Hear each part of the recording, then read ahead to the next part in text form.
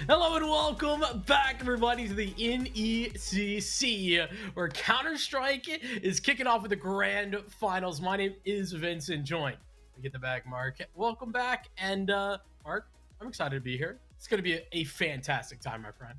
Yeah, man, I'm happy to be back in the office with you. We haven't casted since last time we were rocking some collegiate Counter-Strike right before the break. Us Americans are back from the holidays. Our bellies are full, but like, dude, we've saved some room for hopefully 5 maps here in the grand finals that we're gonna get. That's gonna be hopefully really juicy. Vinny, it's just great to be back.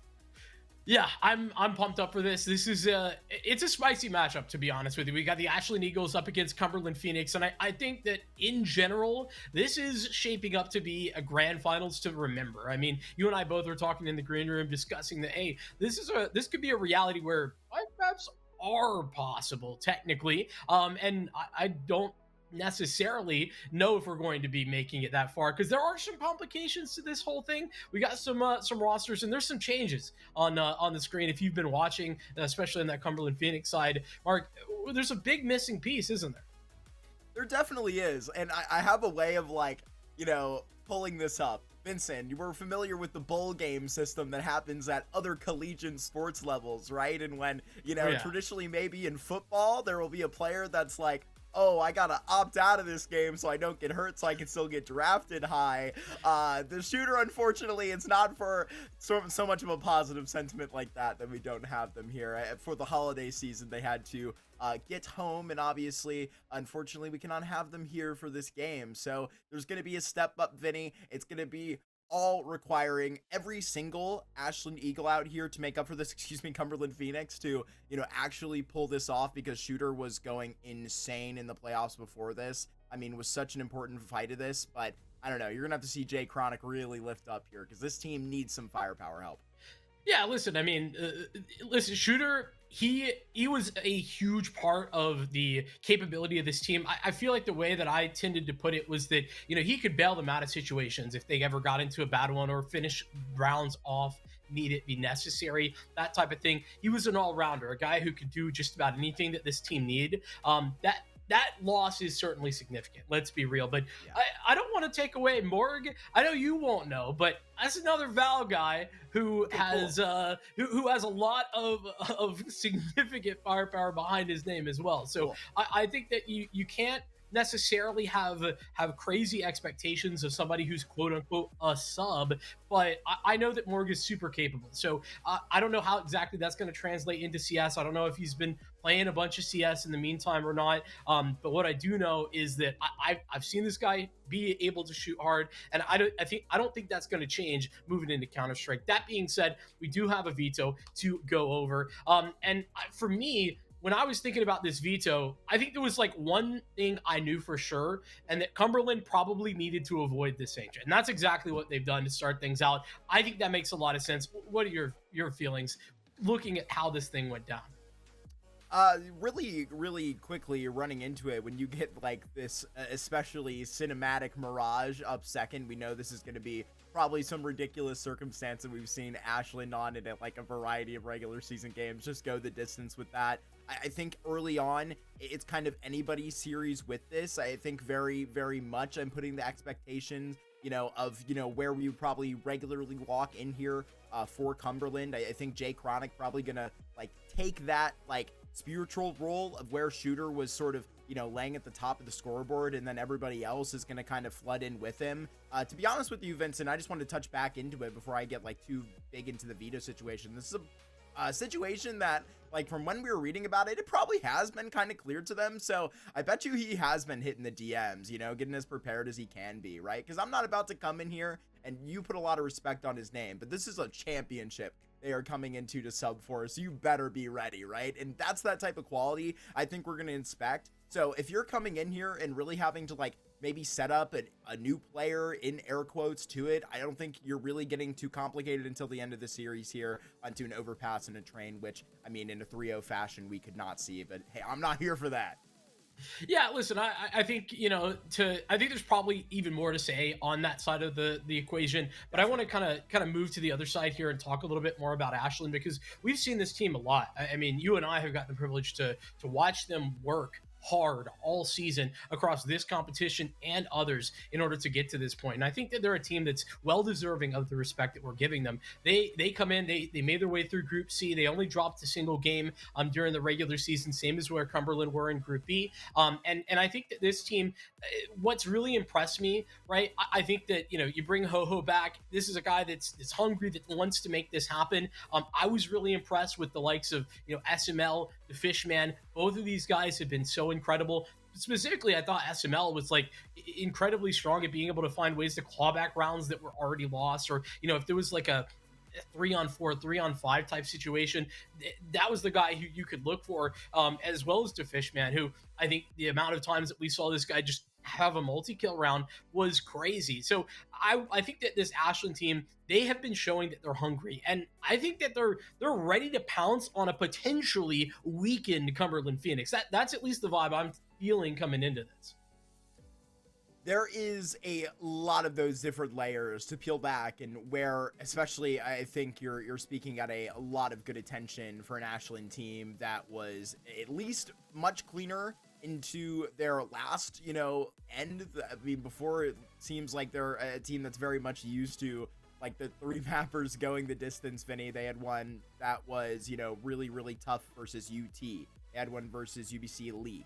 They had one versus Ashland, and that was the, one we were referring to a little bit earlier when they played in the regular season, right? That one included Mirage. We know that for a fact. Having a little bit more trouble getting the rest of the information on those vetoes would be great to have now to see exactly how that shifted out. All of those really close in the regular season there of a different league. Yeah, and I mean, maybe shifting focus back onto the way in which Ashland have made their way through. I mean, listen, it was close the whole way through in these playoffs, right? They beat UBC. That was a 3-mapper. UT Varsity, we had the privilege of casting that one. We know that team was not rolling over. They put up a real serious fight, and to be honest with you, there was times in which in that series that it looked kind of like Ashland might not get there. They did. Yeah, they made it there in the end, and that's what leads them into this grand final. The difference between this grand final and the rest of the season and any other competition, it's a best of 5.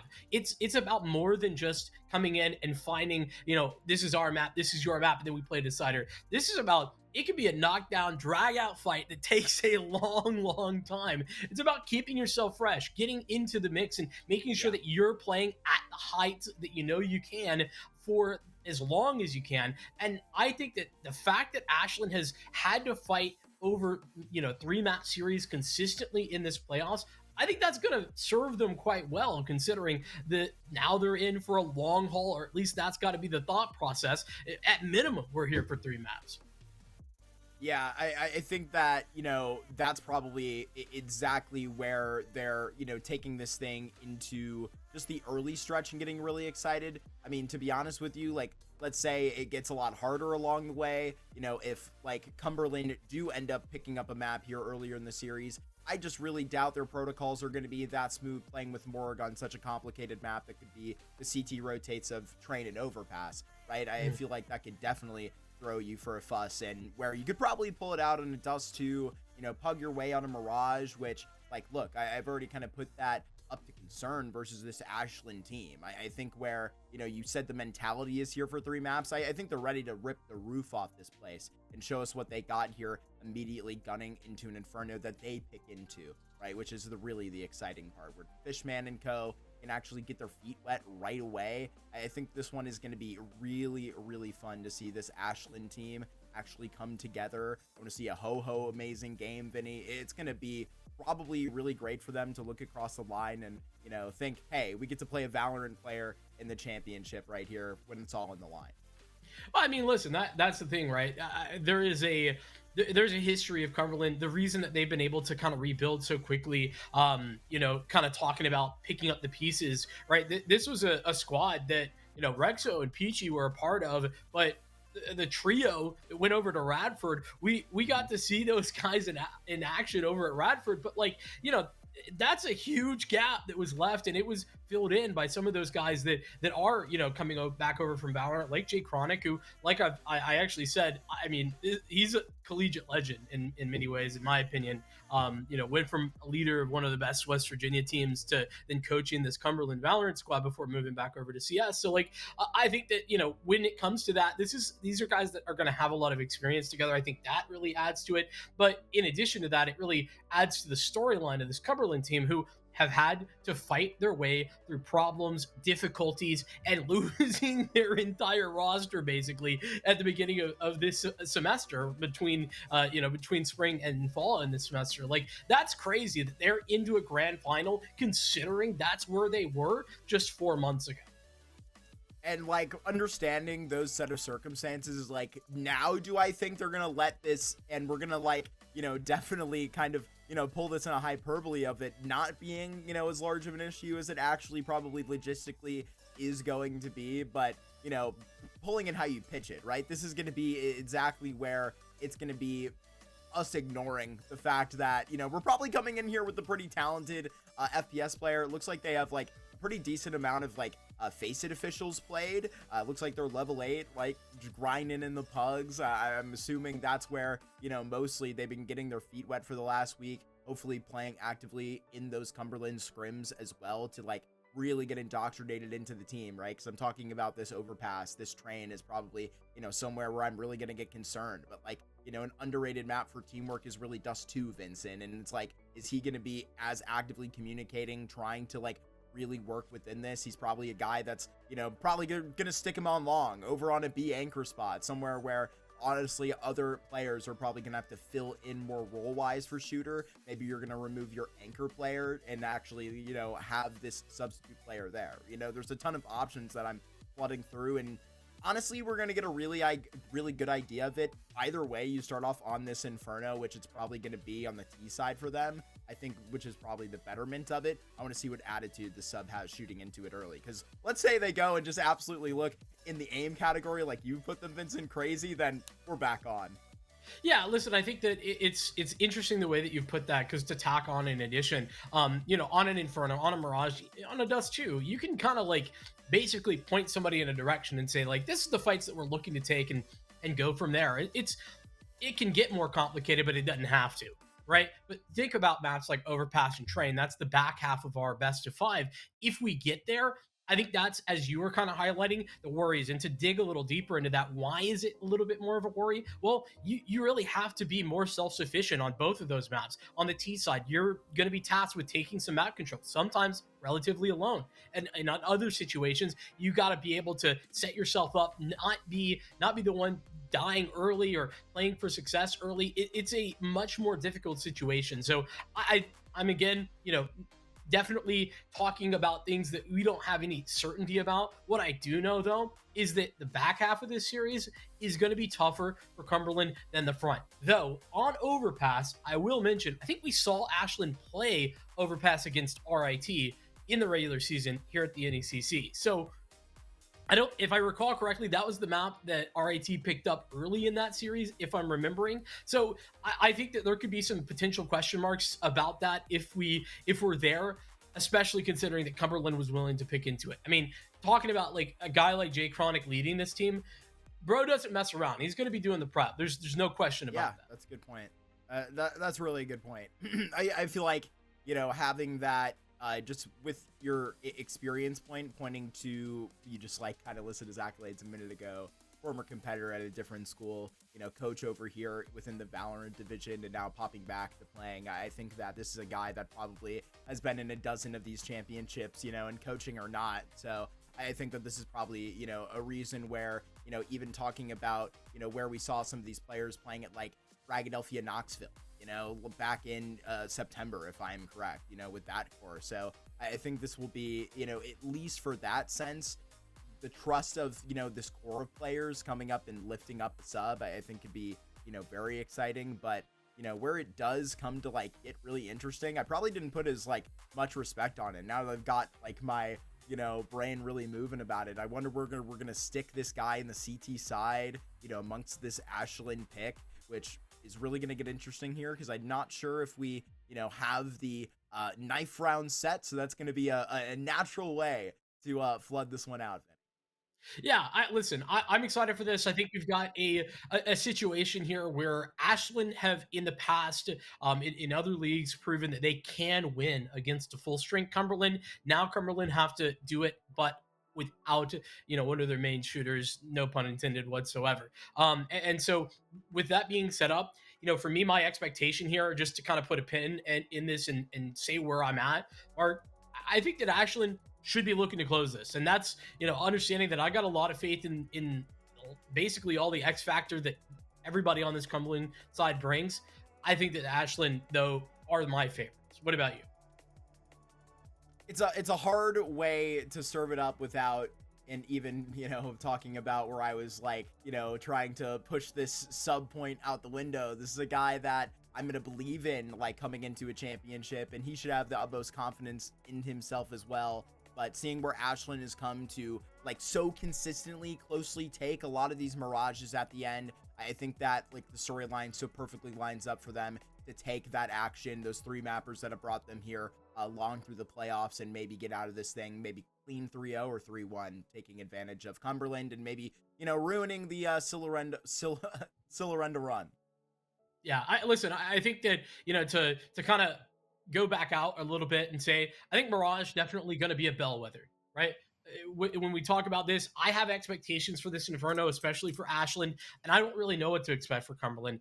And if it is really good, then that's great. But for me, Mirage is going to tell the story about where we're at. And listen, I know that's map 2 of a best of 5, but for me, that's the biggest one. We're going to get into things not quite yet. This is a knife round that is not so real. With the pick going for Ashland, Cumberland would have had their choice where they'd like to start. I'll actually see if I have my eyes on Morg in the server, which we would be missing over here for Cumberland. Don't tell me that the sub hasn't shown up either. I do see that. We'll get them back here shortly. A mess of the rosters. We'll get them reconnected. They are indeed not in the server. Not a HUD bug. We'll get them shortly. As they are, I see, attached on the Faceit page. Oh, we got a bit of a Furia spray over there, Vinny. You do your pick'ems? I did. I have Furia 3-0. There you go. All the NACS teams 3-0 putting through. Yep. Come on. Come on, Vinny. Not one time. No. No faith. Some actually, birdie told me that you put Passion UA 03.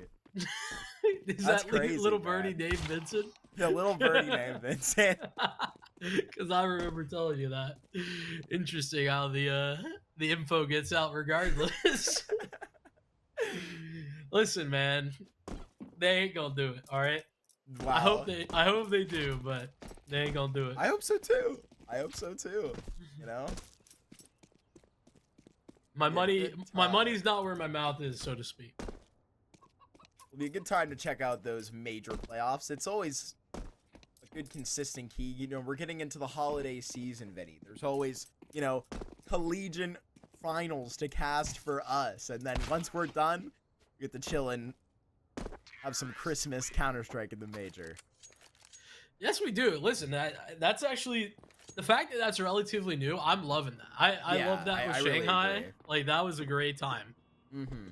I think they did it right. Finally. But it's an early start. 8 a.m. Eastern, I'm hearing. You up for that, Vinny? What's up? I'll be up. Will you be up? What is That's it? the real Passion UA question. G2? Is Yep. Yeah, Passion take that. And it's in the best of ones.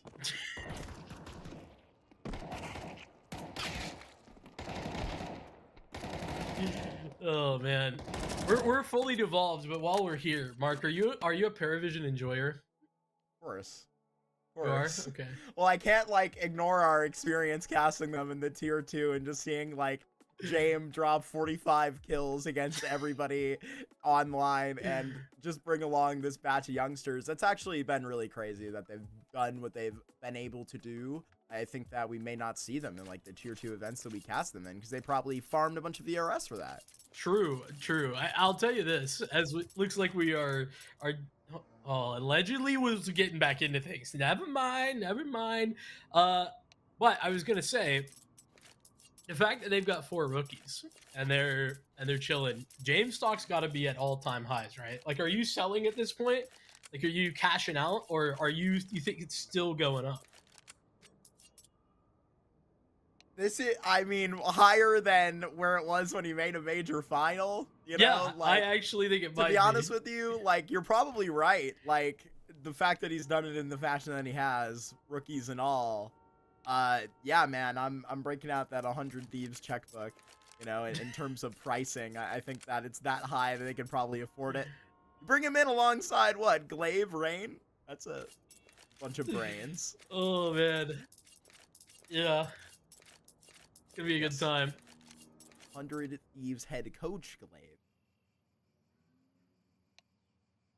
Ooh, looks like maybe we got a little bit of a Rexo DC. We might need to get this thing restarted. Seems like Mr. Morg has joined the departed, Vinny. Yeah, I think what we're gonna do here. Apologies for the delays. We appreciate you sticking with us. We're gonna get everything figured out. Once the game's underway, we're gonna jump back in here. So we're gonna hit a break. We'll be back in just a bit.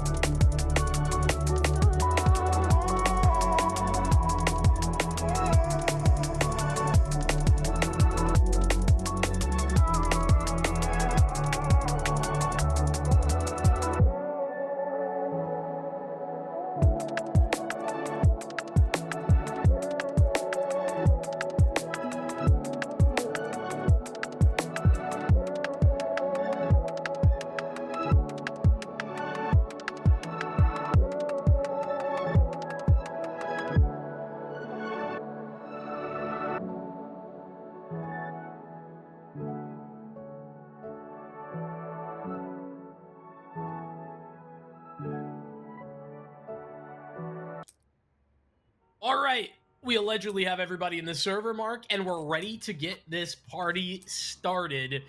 I'm pumped up for this. A grand final of massive proportions. We've got to see if Ashland can bring this to Cumberland Phoenix like they did previously. Inferno is where we begin. Finally got all 5 here. I know I was talking about Morg and his Face It rank. It's actually higher than Icy's, so. Pass your judgment how you will. The grind is on inside of brackets, and at least Morg will start off name known in the server. Chases 1 for 1, but the pit player cannot say the same. This is a pretty potent hit so far by Ashland, as even where Cumberland gets a start on the CT side.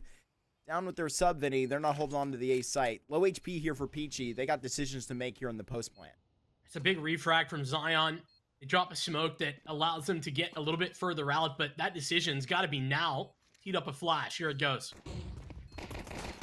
It's making contact top of the box. They have the smoke here that they're going to have to deal with as well, but Peachy with the dualies is going to drift on into the site. Immediately traded, and all now left on to Jay Chronic. Down with the dualies, and the Ashland Eagles strike first in our best of 5. Great work from Ashland. Zion, that opener, refrag onto Morg, immediate, and even tacks on a second before finally getting taken out there in the post plant. Ashland doing a great job, and as much as Cumberland, you know, I kind of talked about that. I see them as the underdogs in this for all the reasons that we talked about and more. But you know, specifically looking towards Jay Chronic as a guy that we've seen step up big time as well individually, amongst other things. Or how many smokes he got there? I think he's got 4 smokes at B. This is gonna be actually insane if that's an accurate number. And if he were all alone, he's got the squad with him. He's gonna set up one very convincing fake upon it, Vincent. But of course, you get back from Cumberland. Even Morg with the Mag 7 in the mix. This guy's just trying to make me a fan of him, apparently. And he might get a frag. No! Oh. Speak of the devil, that's a caster curse completed. But Now they're behind the smoke, and you can put out one of these smokes. I think Jay Chronic is just going to let them in, and he does. Yeah, I think this is the right call from Ashland. You see a couple of smokes get tossed up in a row there, and it starts to become a little suspicious. Like, why are they wasting so much utility? Why are they investing so heavily on a ground where they could have such limitations? And I think that when they make contact in the apartments, they realize it's probably a whole lot of fakery going on there at B. This retake does seem like it's going, though. Long range on some of those MAC-10s, and you turn the corner. It will get a little bit bloody, maybe too much. Jay Chronic will tap on the bomb. Does have a 5-second potential here with his kit, but SML will make sure it's no problem. Finds him off of the bomb, finds Ashland a second round. Yeah, the word you use, bloody, I agree. A little bit more bloody than I think Ashland would have liked, but at the very minimum, they've bought themselves some time, a little bit of space, considering this will be an eco for Cumberland. They don't have much to bring to the table this round. I've said that. Morg has forced a auto shotty. Dude, this guy is the GOAT. I'm not even kidding. This is all it takes. 2 shotgun buys. Morg's debut is already up. It's looking pretty deadly on B, though. Second Molotov, help. That was an HE that was bouncing off that wall instead of the flash. You might have seen 3 frags. This MAC-10, got to make a whole lot of money. People are blind and jumping in each other's faces. SML right around that corner. Morg getting active and getting ho-ho out of the conversation, but the bomb headed back towards A. Morg, the hero to this round. If I were Zion, I wouldn't want to face this shotgun. That's exactly why. Morg turns the corner and has to provide, has to listen to the aggressive ear. And right now, it feels like Cumberland should get here before this smoke does go down. It's a bad smoke into library. It isn't great, not perfect by any means, but it's allowed enough coverage for SML to get the site proper. The Fishman now locked in, looking for this coverage. It's the auto shotty coming back porch side, but problem is that range just ain't great. Now, resmoke going to make SML's life even more hellacious than it already was. MAC-10's round that corner. Mr. Chronic, what do you got for me? First name Jay. Last name Chronic. A little bit of a Kiddington. Won't quit. It's the P2K. Can put 2 away and maybe a defuse. Maybe in my dreams. Ashland are winning these rounds, but not by much. Again, surviving with 1 player.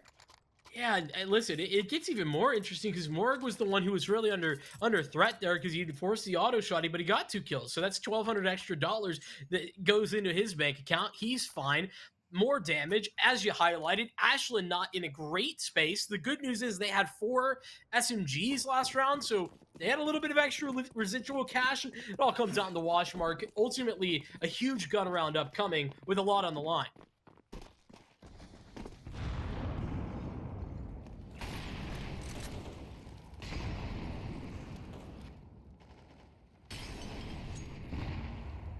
Ton of attention to the top of this rope. Ashland have been loving themselves a bit of a B default at the beginning. So far, I'm really satisfied with where Cumberland stood. You just see more getting active there with the shotgun. I know that sounds a little bit funny, but there's clearly some confidence there, Vincent, and isn't afraid to get active in this grand final to start. I'm a fan of it. This B site, they have to find out how to really kind of hold on past this 1 minute mark.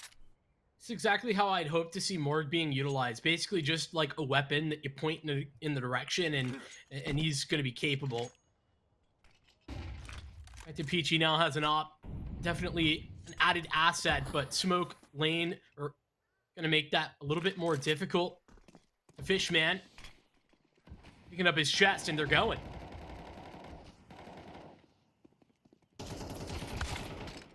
Icy tagged back down. It's just the angle that costs him.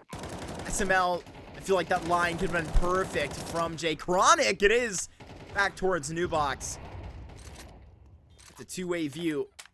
Back that found him before, and so it's the same in this retake. A 4v4 with Peachy right around this corner. Awkward flashbang. Gonna be delaying this for a moment, but the bomb It's about to reach that halfway tick mark. You're seeing this boost come about in Banana, but now it's going to be bullied off. They know exactly where it's coming from, and there's a smoke in front. You're not going to be able to play that card twice, even the spam for it. But Peachy, are you even going to get another look out of this dark position? You are, but that's a guaranteed round from Ashland as they take it all the way. And even if it didn't come down to the wire here, Ashland, everybody going to fall with that except for Ho-Ho. It was only one kit, and that was on Jay Chronic. He's been the kit man the whole time through these rounds. Keeping it close, Cumberland, but again, Ashland successful throughout. 8-1 SML. Huge part of this. Talked about him alongside the Fishman. It's kind of a duo that is going to be terrifying for the Cumberland Phoenix squad to deal with. Now we're back onto what is going to anticipate to be a half buy. This is actually a full invest. They've been able to get 3 rifles for it. And so you can understand why they've gone for this direction.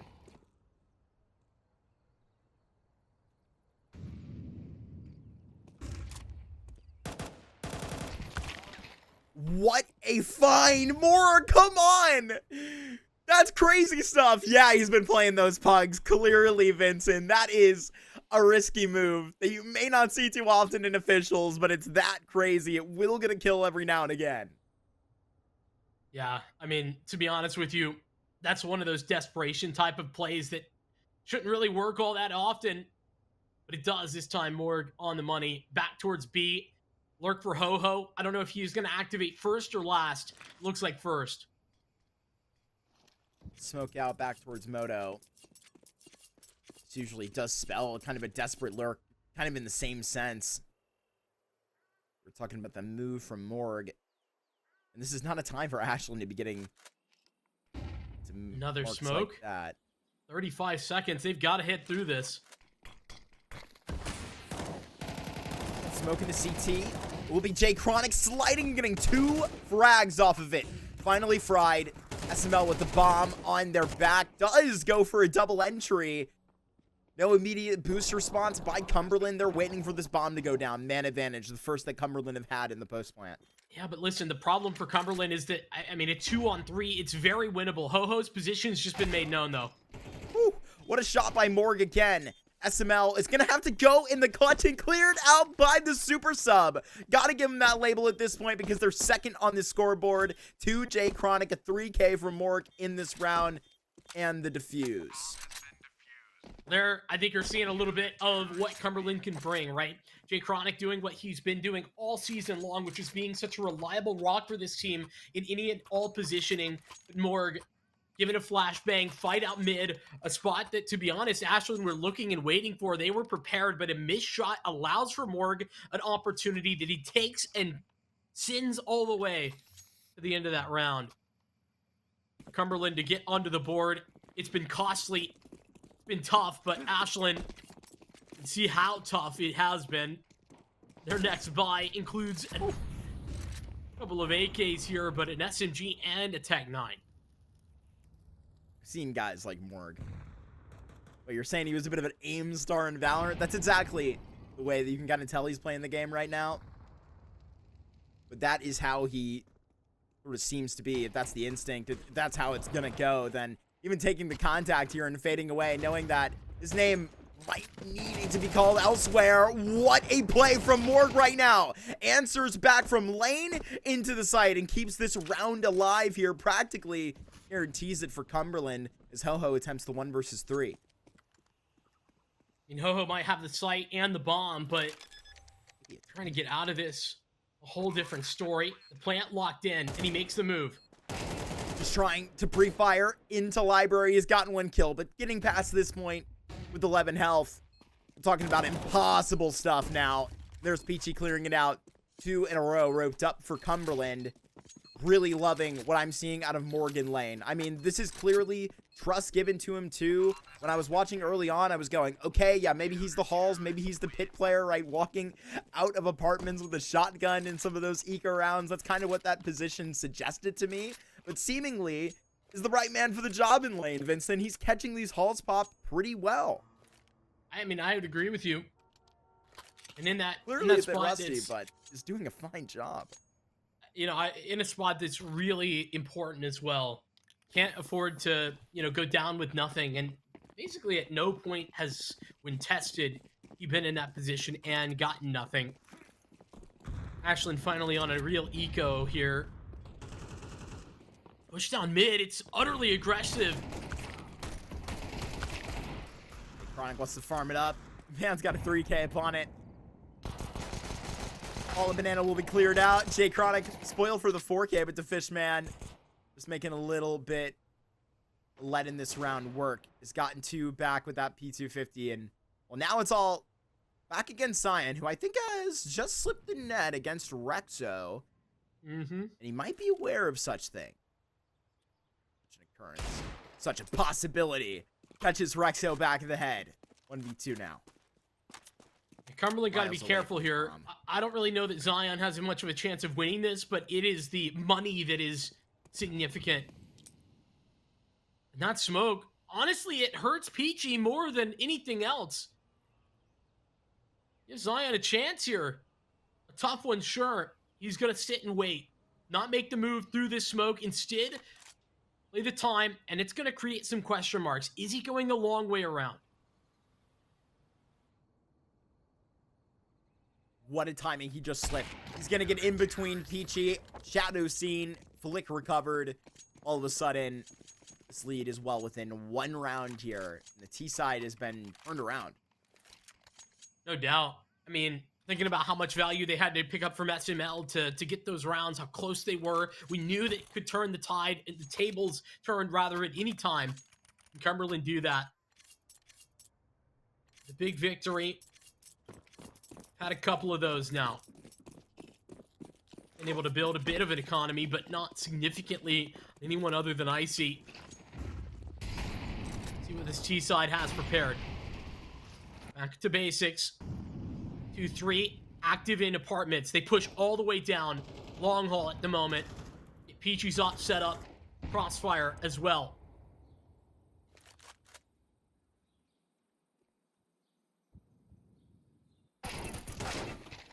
And they do find a kill off of it. They've been working within these setups well to get them active in game. To be successful takes a little bit of luck. So happened to catch a bug within the trap, and the Say site is showing a lot of confidence in what you were pointing out just last round. I want to repeat. I mean, this is the rifler spot he's playing on A right here under balcony. And he's currently playing flash for his teammate Rexo to take all of the contact right now.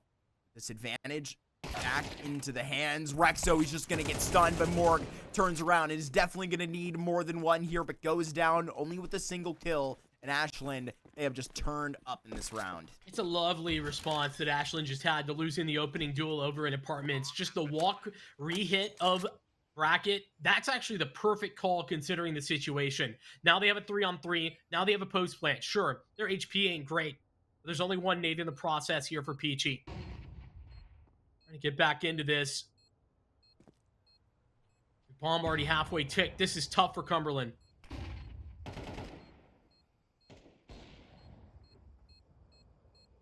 But so committed to it. Far to back out. Rolling off that contact, and now you're so far in that you find the players inside a pit.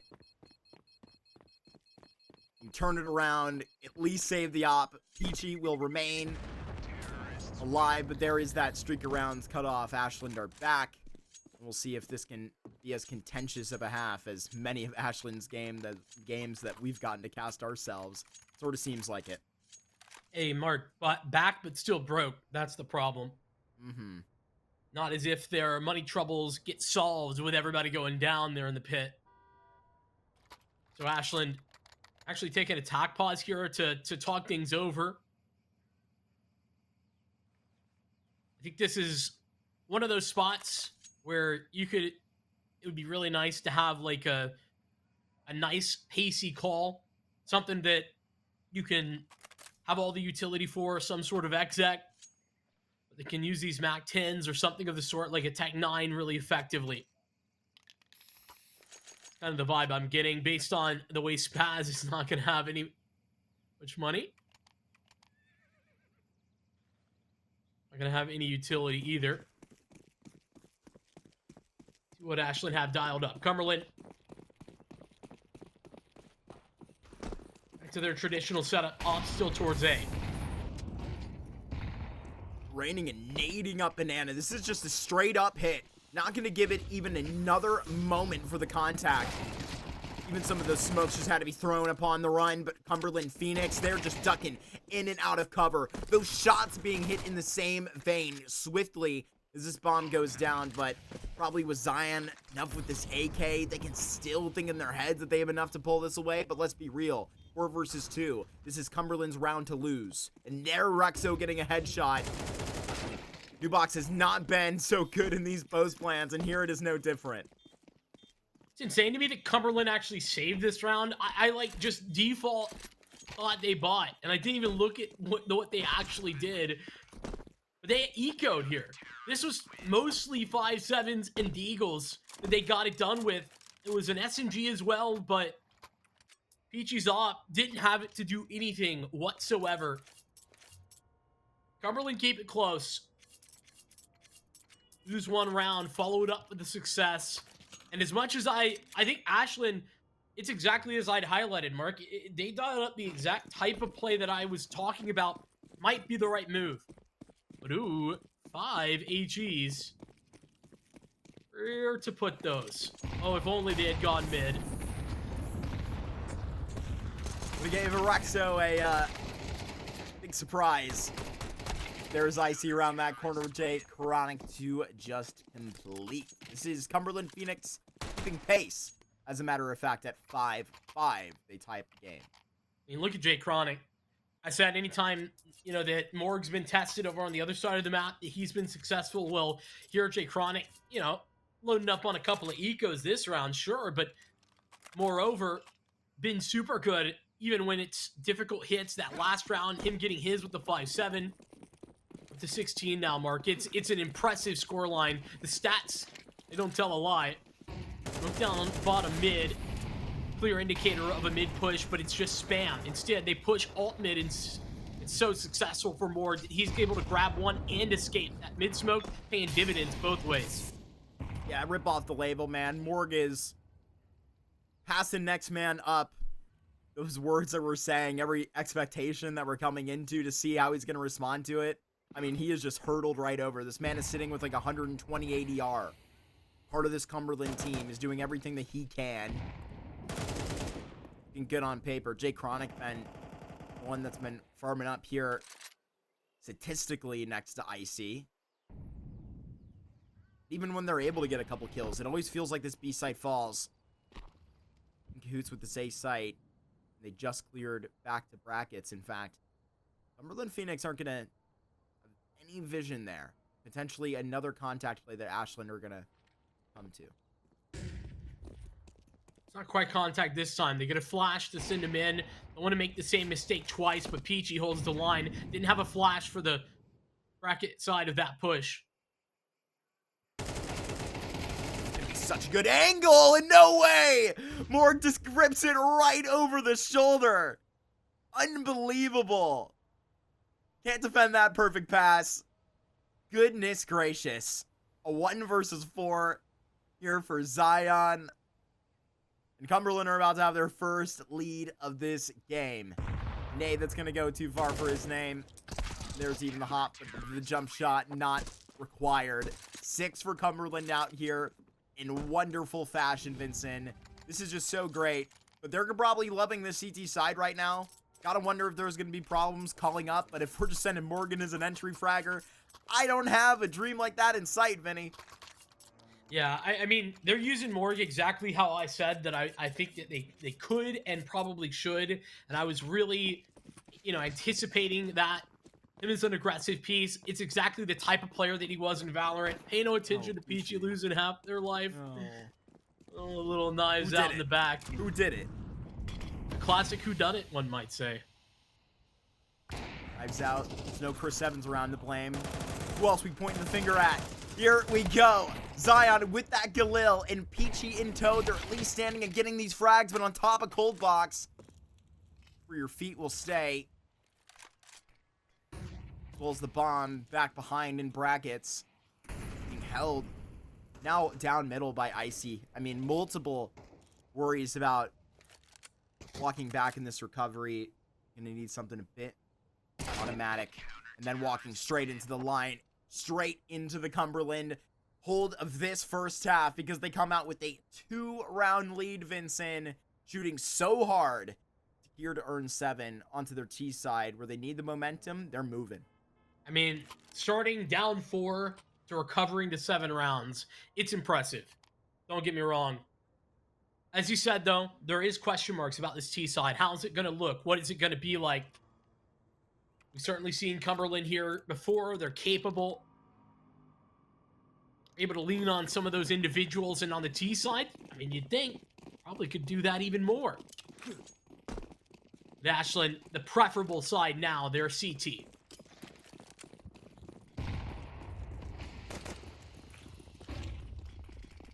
Well, those B hits we saw from Ashland so far at the end of that T half, ultra successful. This one ugly, but pretty enough to get this bomb plant. Morg with a double entry. This guy is blowing my mind every single round. And Cumberland here, they just need to rope and drop the anchor, secure this pistol round, and that might just be the beginning of this second half of Inferno. Zion close around this corner and clean for a second. This is impossible out of this orange box position, and it is absolutely. Ashland say, worry not, we're going to refresh into the second half when we just get to shoot on the CT side, see what we got. Just wait. Yeah, I mean, listen, Zion doing the work. It's really tough to defend against that. Cumberland playing aggressive positions as if they're just going to win the fights, but Zion serves them a bit of humble pie and says, show them the way that will go. If you play in such a laissez-faire way against this Ashland team, they'll punish you, and Zion proved positive of that. So Ashland, instead of Cumberland, going to take the second half pistol round. Ashland back-to-back pistols, able to start to build. That's certainly an asset they can have in their back pocket, where see a force buy. Cumberland not willing to roll over and play dead on this yet. They go, they're looking towards bracket. There's a flash. No? Yes. There's that flash. Send it. Gunning for Zion. Our MAC-10s are moving a little bit too quickly for you. Ho-ho, overwhelmed. That seems to be the motto for this A site altogether. On a skewer, 3 of them put so close it is Ashland that have to go quickly up lane. I don't think they have a choice to let this timing go. Gonna make it known with the nade, but spotted on the jump shot. And a Molotov that you may have a gap on the left with. No liberty for that type of luck. They're just gonna have to go through, take a little bit of it at the back of this line. It is light up by Morg. It's just lightweight for him. 19 frags, the first official that Morg has played all season for Cumberland in Counter-Strike. Man, whoever threw that molly won that round for Cumberland straight up. Crossfire was great too, but Ashland had so much utility. They had 2 mollies, 2 nades, 2 flashes. They had tons to work with. And that molly disrupts them perfectly when it comes out porch side. They get no value out of their molly. PG can swing wide, no punishment. Ashland, ooh.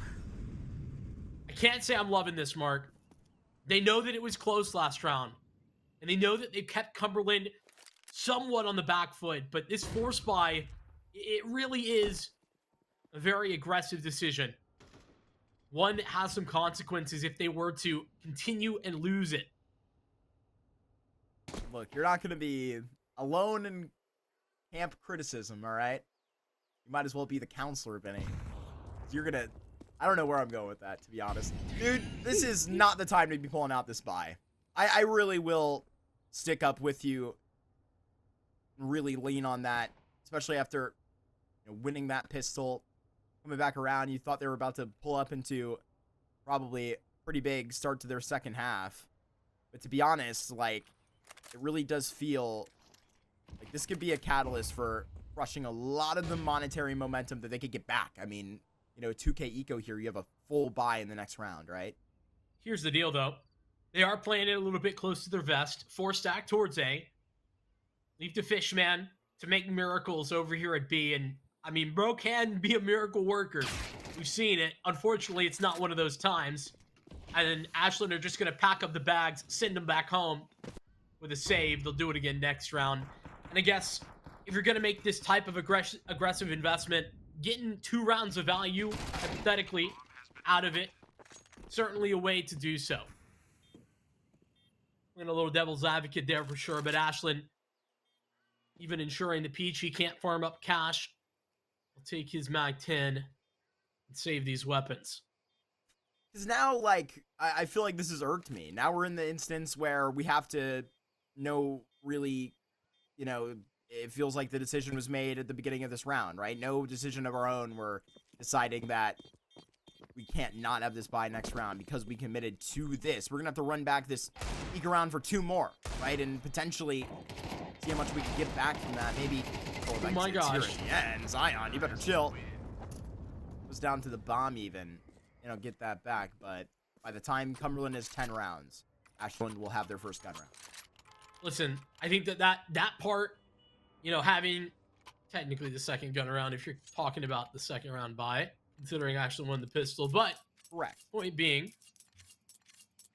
if you're going to get that much value out of it, down to 2 survivors, Cumberland save 3 weapons. They can stack this up, get a little bit of extra. This has gone about as perfectly as it could be economically for Ashland.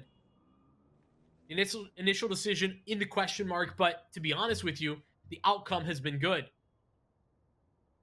Now, Cumberland just have to deliver on the other side of that proposition. Don't lose to the MAC 10, the MP9, the 5.7.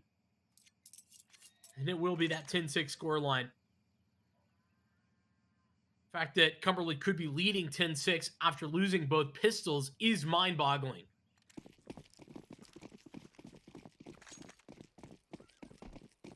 The old 4-1 angle once again. Zion's P250 goes over towards A. Everybody else stacks the B-bomb site.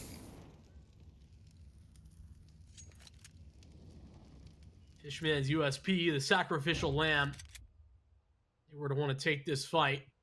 But again, Cumberland, they've been making some good calls here early. And this is another one of them. Even that force buy round on round 2. I love the targeting. The spacing was really nice on that one. Sussed out the B stack, or rather the A stack, went B. This time they call it correctly again. Ooh. Zion's done some good work there to take one out.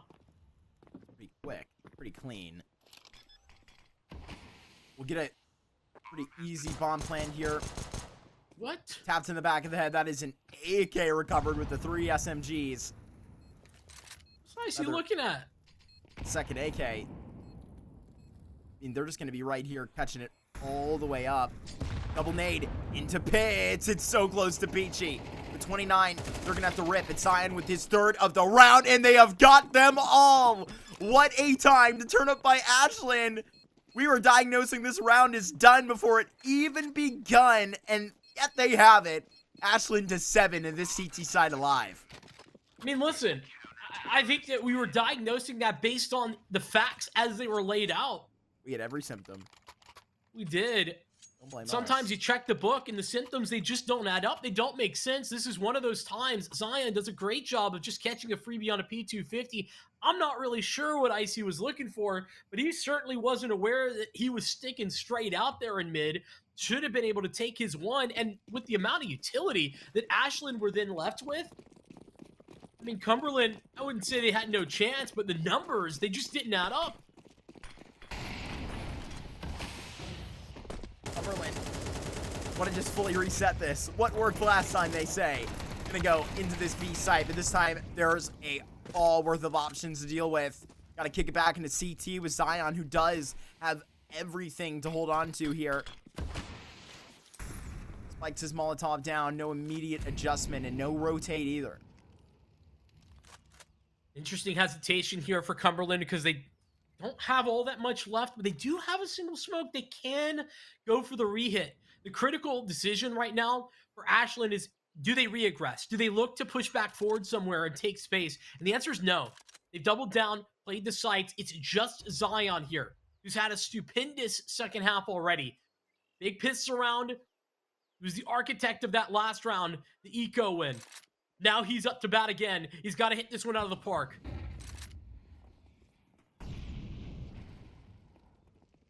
How long till he makes the contact? These shots at a new box his entire time have been so difficult. Here, you can call it a success. Rotates are on the way for Ashland. In such a catalyst opportunity that you have here for either side. This is the beginning and end of it all. A very big buy out of it, especially how even we are in the economics. This has got to be Ashland coming away with this one if you are pulling for the Eagles. Rexo burned out, but he pulls into the only corner he can find safety in. And yet, like the defender, like Zion, is going to take this patiently. Comes out, and it's too late. Ashland just find them both together. And I'm thinking the same thing. How did this come about? There was a miscommunication somewhere. Both Cumberland players peaked at the same time. One of them just needed to hide. I don't think that's a miscommunication. I think it's a question of why in the world is Ho-Ho clearing firebox?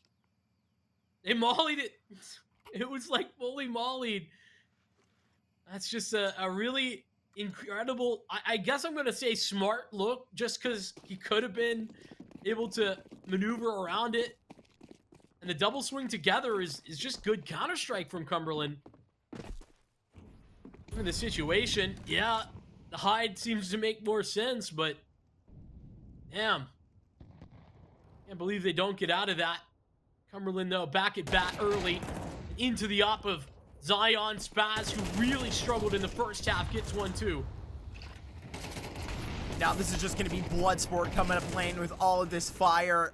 Ho-Ho is putting them away. What a hold here by this A site. Ashland putting these dots together. Rounds all the way linked. This is a tied game sitting right in front of you. Grand Final CS. The swings, they've been big, Mark. Ashland bringing it back, getting into nice little rhythm at this point. 3 straight rounds. Had the right setup there in the apartments. Ho-Ho, he's another guy that's really stepped it up, right? He and Spaz were absentee, I think, in that first half. Part of the reason that Cumberland found it so possible to make that recovery that they did, well, no more.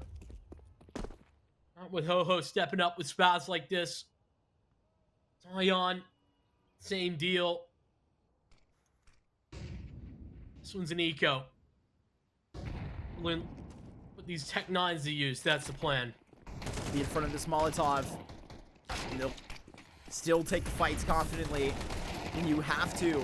That's the name of the game. Spaz getting a double here, which is just a little bit too ridiculous. These outputs are what I was worried about. The possibility of Ashland just turning out maybe a little bit better than Cumberland were able to find the ceiling of in their CT side. They're seizing it.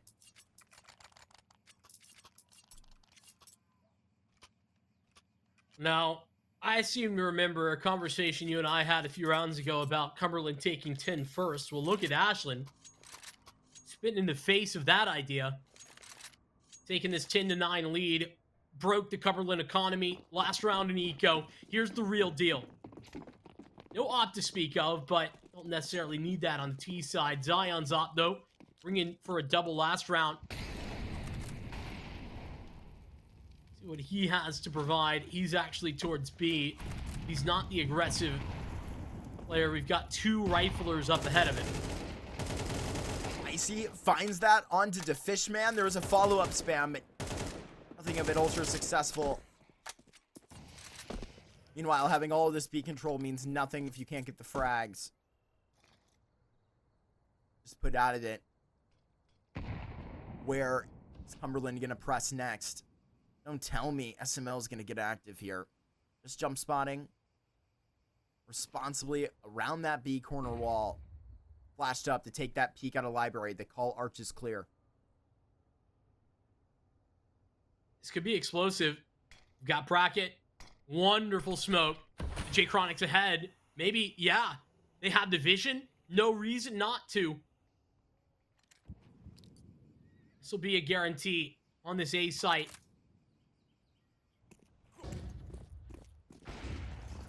And now is the time. Zion swings over, and even ahead of the smoke, they are skewered. Zion, what a hold from Moto. And Pitt takes care of every other problem. Ashland, they are 2 rounds away from taking their map selection at the beginning of this best of 5. Inferno was the first card they pulled. Yeah, Cumberland catching some breaks in that round, but it doesn't matter because Zion stands a cut above the rest. With Ashland now in prime position to take this thing all the way to the house, cash in for first map victory. It's they who take the tack pause, but it's Cumberland who I wonder what the next step is. Because they've hit a little bit of a hard ceiling, right?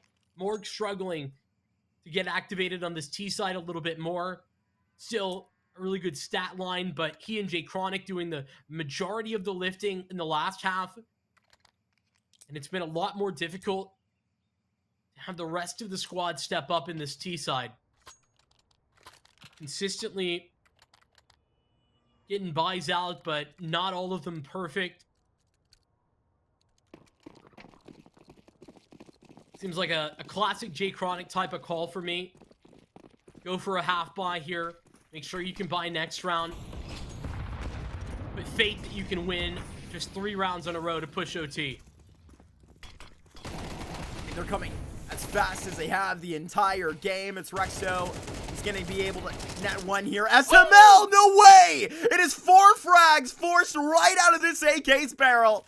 And just right around the world to avoid what destruction you would come to despise. It is Zion that will get this done. And pulling up with a championship effort are Ashland in this first map.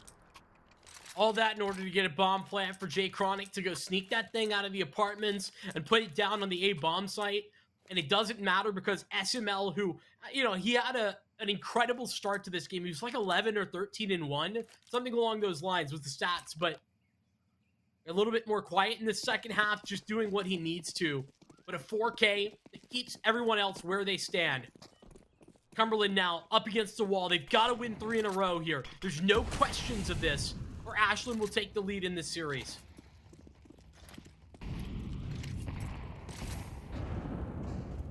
A Chronic down past half health. For all of the effort that his squad has put in, trying to shoot up with the sub in this sub performance that may be wasted of 20 frags. You're meeting up against the best here that NECC has to offer here in the playoffs. And pulled too far on Inferno. The feat of A will get a little bit more complicated as they go searching, rather just posted where they do belong outside of the apartments.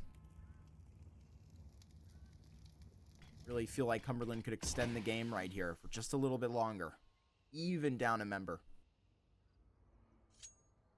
I agree with that being a possibility, but I'll tell you what needs to happen. Gotta claw back control here of bracket. And they have that option. Nobody's here from the CT side. Someone is split up right now. Cumberland throwing a fake towards B. Rexo tossing a full set of utility to keep 2 here, but when it's a 5-on-4, doesn't matter. There's still a lot of defenders here at the A-bomb site, and Zion, he's a premium.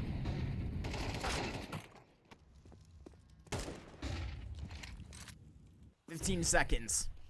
You also have the clock on your side, Ashland and Ho-Ho. If he could get caught here through lane, it's moments that make the difference here. Spaz, he's gonna get a double kill. This bomb, it still goes down, but Rexo, a 1 versus 4. Gonna let the step up. The most mighty play that he's had all season. Inside of this corner, he's looking for Spaz. He's been watching for it all round. Does turn it into the fish man. SML just right around this corner, and Rexo could practically smell it. The blood that was already spilled alongside this Inferno, but it's cleaned up by, you know what? 7 rounds in a row. You can count them up by Ashland to win the first map in our best of 5. Very impressive recovery situation there in the second half for Ashland, who, listen, they won both pistol rounds, and when you set it up like that, it doesn't seem like that big a deal. Obviously, they won, but, you know, losing the second round in the second half like that, it could have set up Cumberland. We were seeing the visions of that possibility ourselves, but yet still Ashland able to solidify bring it back. Big step ups for Spaz and Ho specifically in that second half, Mark. I was really impressed. And I mean, I can't say that without, acknowledging the other half of what I'm talking about. Ashland was 7 rounds in a row there, but, Cumberland starting off the way that they were, down 0-4, and still able to, net up what they were in the first half. I mean, really good games out of, the players that were, really challenged in this one. It just so happened to be Morg. I don't really have concern for the rest of the team, like, being below and, worse, statistics, but like, Morgan was challenged and put up 20 frags. Like, as far as the, firepower, it's not what Shooters was, which was, consistently dropping 30 frags, it almost felt like. But for any other player's metric, like, I think he did an outstanding job here. So 13-9 is where that gets so close to you, but clearly there was a problem there that they couldn't fix, and it was a 7 rounds in a row problem. So hopefully that doesn't extend into Mirage. Well, Inferno set clearly there for Ashland. We've got Mirage, as you say, coming up next. It's Cumberland's pick when we return from this break. It's been a fantastic map number 1 already. Ashland looking like they were, I'd say, a little bit shaky there at the beginning of the second half. Not quite able to close the first half in the fashion that they would have liked, with a little bit of a deficit. But ultimately, they brought it back. 13-9, the final scoreline mark. I'm pretty happy with the way that Ashland showed themselves, but they've got a Mirage upcoming that's absolutely one of the biggest, heaviest hitters for this Cumberland Phoenix unit. You see this like look I have on my face? You're serving me up like the most fun point I get to make. Is that not Ashland? What we just saw, like taking them a little bit to get revved up in the series. I feel like in the map, so to speak. I mean, even when you kept it to a close 7-5 and even, winning out like those last 2 rounds, I think that like it was pointed in that better direction kind of constantly, or rather, I think it was at a 5-5 to where you had their opponents, you had Cumberland win out that first half, which was really surprising, right? And Morg, you got to like tip your hat to them, had a ridiculous first game. So as far as fragging on Mirage, go ahead and let's see it. But I mean, goodness, Vincent, if Ashland are going to be, at least pulling up with a consistent key, you have all of your individuals here. I think that this is, just as far of an easy protocol to push this like any regular season Mirage that they've gotten. Cumberland here, we did speak about how we didn't have the full information of the vetoes from last time, but this is the only map that we had confirmation on them playing. So here's the rematch of a close Mirage. Remind me and everyone else. Oh, excuse me. Sorry. I believe it was Ashland. That's very crucial information. It is? To that result. I was more going all the way up catwalk like this. I'm yapping. Things are happening, Vinny. But Peach under trouble. Bomb inside of this corner. And now realizing it, just going to have to go and get a little bit shifty, swift into the site here. But Ashland right around this corner. They've got 2 players, call it 3, into the market. And they are right where it takes place. Ho trying to line this up and just deletes him. Jay Chronic with this bomb planted at default. Pretty sure this is gonna be your demise. Rather, I'm wrong about that. Not wrong about the result, though. Ashland 1-0, and they carry on their 8-round win streak from the first map. And also perfect on the pistol rounds as well thus far for Ashland. And Zion specifically, I think he's got like 10 kills almost, or something close to that in pistol rounds thus far. He had a triple in at least one of those and a double in the other one. That's like 8 kills for this guy individually on these pistols. He's been a critical piece of that. Cumberland gonna be on the back foot. I will say this is the map that, for me, this is the creme de la creme for Cumberland. For Ashland, they're certainly strong here, but I'd put Ancient 1A, Inferno 1B, right? And then Mirage is a, second to that pretty significantly. Look to get a bomb plan out of that. That's the plan for Cumberland, and seems like it will be that. And spam. Maybe even a continuation of this. P250 been picking them apart. Maybe even a ghost boost into stairs right quick, getting a little bit too cocky. SML will spray you down. The Fishman sees the crime scene. Oh, the horror. He's checking it out. An investigation underway, I'm sure. What happened like to my friend? Wolfwood, isn't that right, Vinny? There you go. That's right. That's right. We only reference 13-year-old games on this show. Well, except Counter-Strike Oldie is but a like 20. dang goodie. 20, how many? Something. Almost 30 now. That's for real. I think we're like 4 years away. I think that's the math that maths out. Peachy Game. get it up in here. Ashland have no such thing, but they do. I said it was going to have a nade to break open the smoke. Not the case. Instead, SML swinging cat temporarily will fall back. Cumberland wait themselves out some mid presence, and they got it. 2 players top a connector, and not either of them are popping that smoke.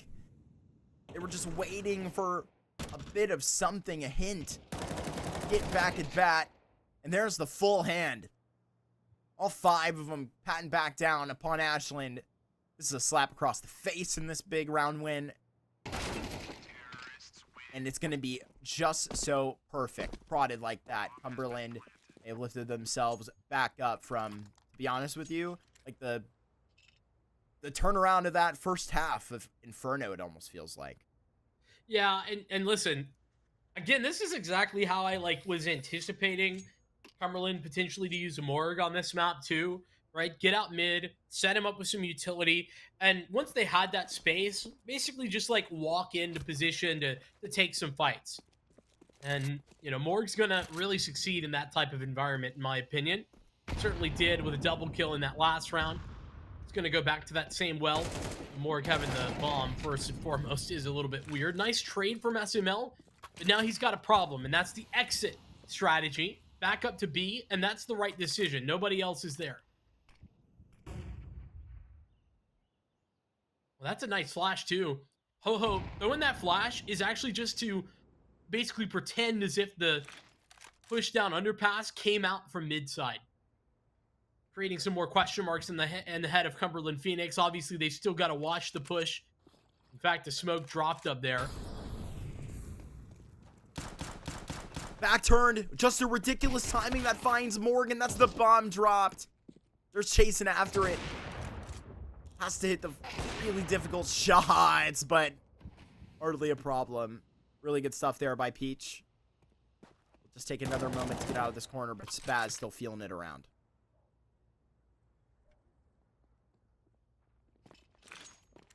And now that they know, I think this is basically set in stone. Nice attention to detail there for Jay Chronic. Tosses the smoke and the flash just to make sure nothing could go wrong.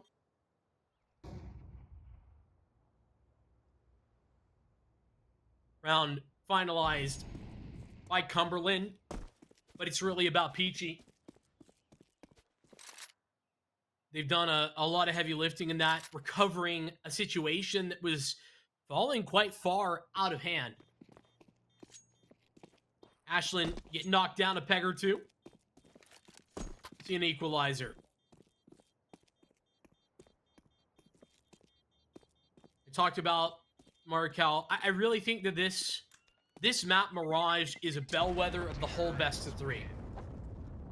If Ashland were able to find a way to win on this Mirage, I think that this series is probably all Ashland's. And that's, not to say that Cumberland are not going to have a chance on any of those other maps, but, specifically, or especially after winning Inferno, Ashland in prime position, and this being Cumberland's go-to, that's what's serious. Right here and now, you gotta keep that in the thought process. SML saved the one gun. See how round 5 goes without anything else.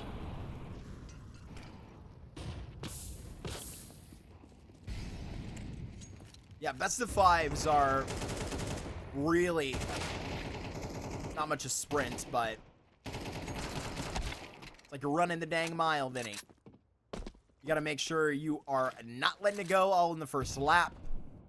That was even a pretty lengthy Inferno to it. Who knows? I mean, I don't know. You get a lot of dust too. You can get a little reverse sweeping tin. Put a pot of coffee on now. When was the last time you ran a mile that you timed? Dude.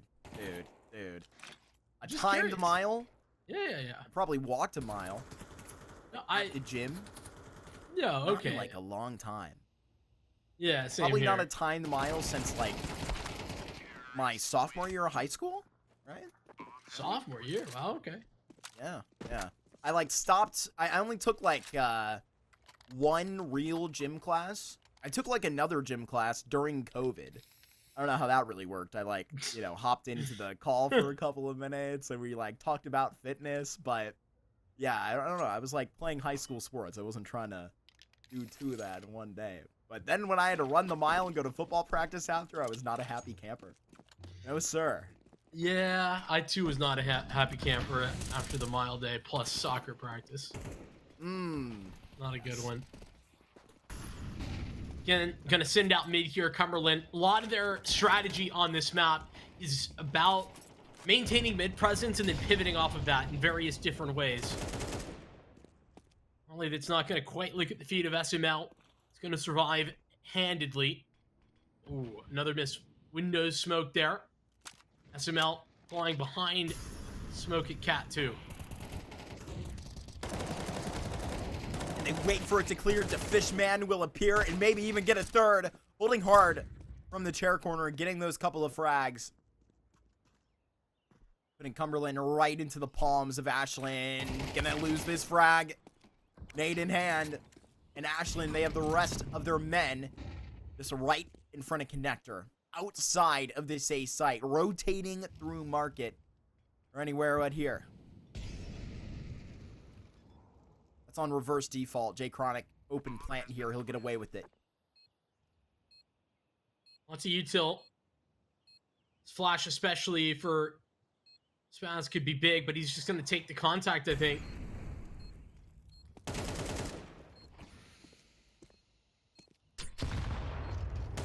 Oh, just holding hard. Almost great on the spam here. Downs Rexo. It doesn't destroy him. Gotta worry about this pivot to Apex, and that will just punch you out. It's like Chronic lands one on the chin and gets a fourth up on the board for Cumberland. You know, it's kind of sad because Ashland did so much well there in that round. The repop in mid was really smart. The way they handled that was good. The problem is that, you get one man caught out there. The top of Connector, pivot back out A when Cumberland never lose access to the bomb. Leave a lot of utility in a post-plant scenario. Cumberland keep walking this thing back round after round. Go up to 4. Flash into the ramp doesn't do much. Probably going to end this one here. I think just in the transition of getting flash into A ramp, they also caught the top of the Cumberland flash that came above A ramp. Ashland will commit to this full bit. They even have SML in the flank. That will take a second. Zion gonna wait right here. Maybe take a couple conservative peeks. Icy back to the headshot. We know these Ashland pistols are damn potent. And there's SML in the flank. They've got to communicate this because there's SML with the op. Where is Jay Chronic?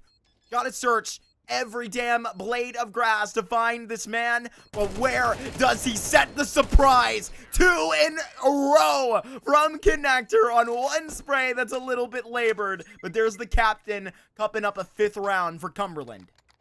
And I mean, Jay Chronic, to be honest, you put him in that position, I'd say 90% of the time he's winning in that. His teammates did a lot of work to get him there. And the fact that Ashland had no idea where he was, that's the ticket to success. Cumberland's starting to run away with this T side, but Ashland gonna need some comeback right now. Zion gets it off.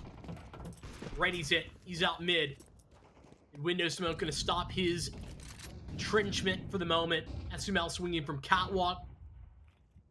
There's more to this default than just the mid presence for Cumberland. They swing their eyes out wide, push down, underpass, and 2 players out towards the A side as well. Cumberland more than mid control this time.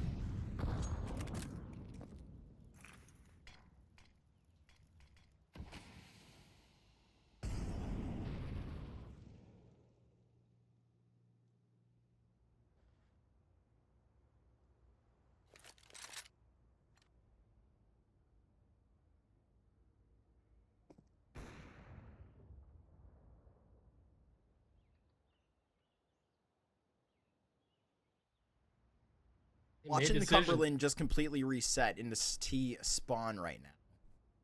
And Ashland on the investigation. This is just a little bit too perfect for them to call middle clear and get a little bit confused. It's actually quite good. Zion's got a line here. Are they going to throw an entire execute? Yes is the answer. It's not going to be a smoke to CT. Zion still with this vision. Not spotted by these first couple of players, but yet a missed shot. There's Morg up in cahoots with this entry. Zion with a miracle of a quick scope. That could have been this round done. But Peachy with 2 back-to-back from Apex. And it might just be a third here, as you are dead coming into this crosshair. It's even a headshot. He puts it right between the eyes. And Spaz, he can get the arms on this gun. Both hands on the way out here. Cumberland, they want to stun and not lose the momentum like they did on Inferno. They're really leaving their mark on the first half here. If you're attending a Counter-Strike 101 class, how to execute the A-bomb site, that would be in the textbook. Cumberland Phoenix. Just got to get yourselves stair smoke, jungle smoke, scale out right side, get your op posted towards CT, and Peachy, bang, bang, they're dead. There's no coming through from that CT spawn. That was beautiful work from Cumberland, and it didn't matter that Ashland had just cleared mid. Ashland getting the right information at the right time to set up the right defense, and it still doesn't mean anything. It comes to nothing. Mark, that's why it's out of the textbook. Cumberland doing a wonderful job. No mistakes, no forced errors, nothing. Ashland being frozen out of this first half right now after winning the pistol.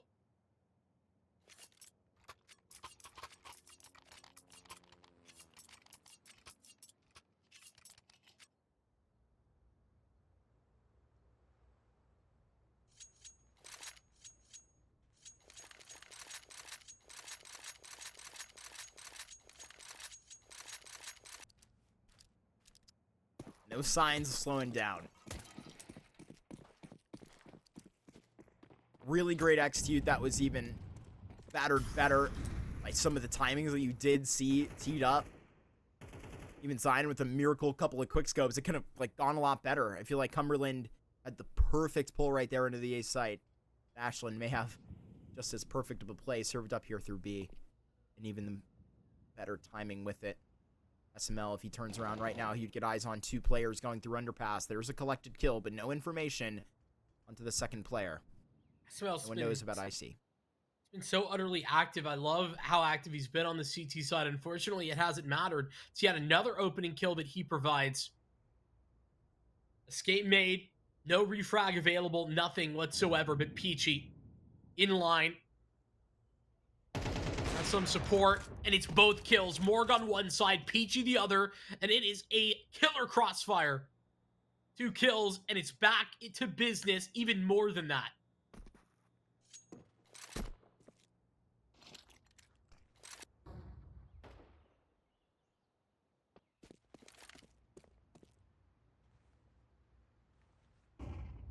Fishman just against the world here.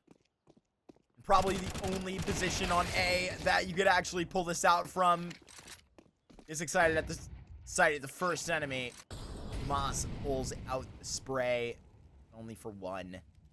This is 7 here in the first half, and goodness gracious, I feel like this is proper from Cumberland.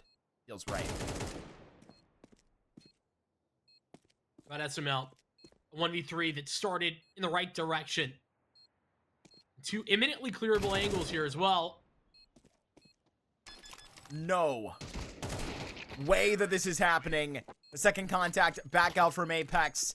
And Morg has got double-digit frags to 3K in this round.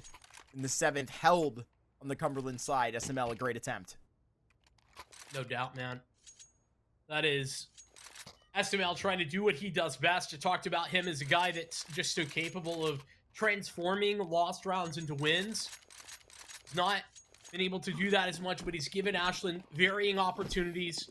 The way that he's been taking these aggressive early fights, he's been the sole rifling aggressor that's had tons of success. We go again. These underpass setups been consistent. Between that and catwalk, something that Ashland have been doing a lot.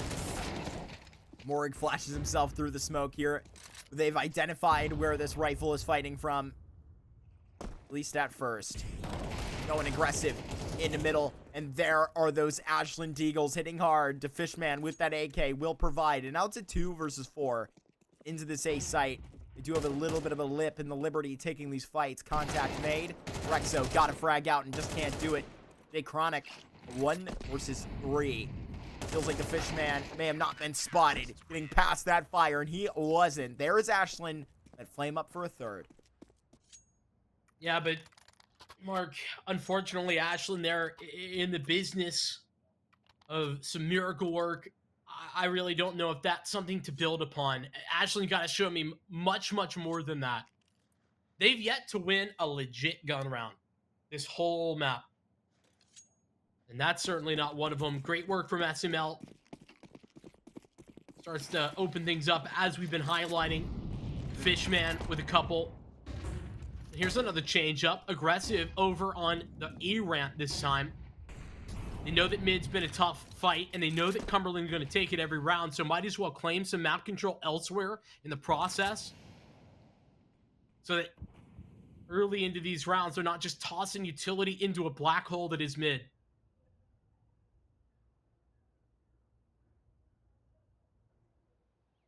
With trust. I mean, this is going to see into T-spawn, but at one point, are you going to call it too late? There's no light for this B site. It's been presented yet. But practically for the crawl. Upcat off of that connector smoke, and you know what's online. Spaz is about to be spotted, and now they're after him. 2 players confirmed here through the apartments due to the utility, and they make it awkward for themselves, as look where the fire is going to be just lying inside of the apartments. Peachy and Icy still pull themselves up from that personally. Ho-ho, decked in the side of the head, will never have considered it. Ashland with decisions to make right here. Hopefully a frag can make it a little bit easier for them. But right now, it feels like straight into the scope, and that's exactly how it lines up happening. 8 rounds here for Cumberland in the first half as Zion sprints away. Those are 2 critical trade moments right there. Icy and Jay Chronic. Peachy able to lock down the second guy on that B bomb site, and it's Icy's refrag. Onto the right side missile pillar. It's so crucial. Again, Ashland asked to succeed in a gun round, and again, they the life marked by failure.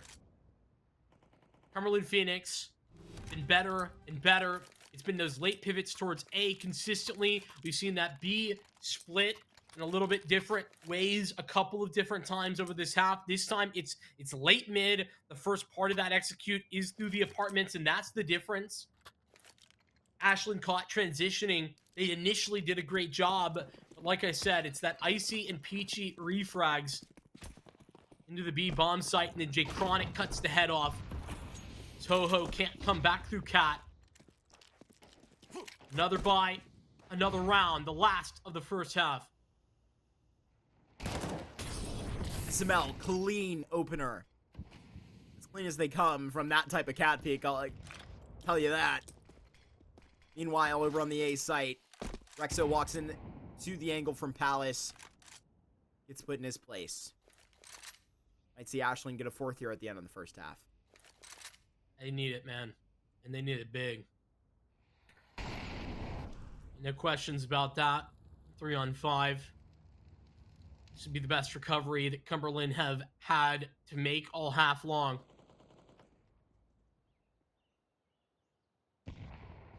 Under Balk might be able to spot this, and there it is from Ho-Ho.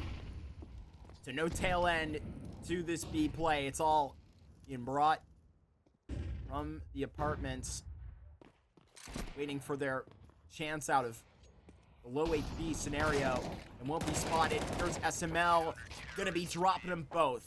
Riddled with bullets are Cumberland at the end of the first half. But that scoreboard riddled in Cumberland rounds. A lead of 4 of them, Vincent, and you gotta wonder if they're gonna let this one go. I don't think so. Straight up, I don't think so. Cumberland, the way in which that they're winning there is just so convincing. And that's despite the fact that SML was providing Ashland, a lot of those quote opening kills were also trade frags, but like I can count like 4 rounds that Ashland had uncontested opening kills on the CT side that they weren't able to convert. Those are numbers that just, show to Cumberland's consistent value that they're getting on that CT side or on the T side. B-Stack dialed up here for what's going to be an Ashland B hit.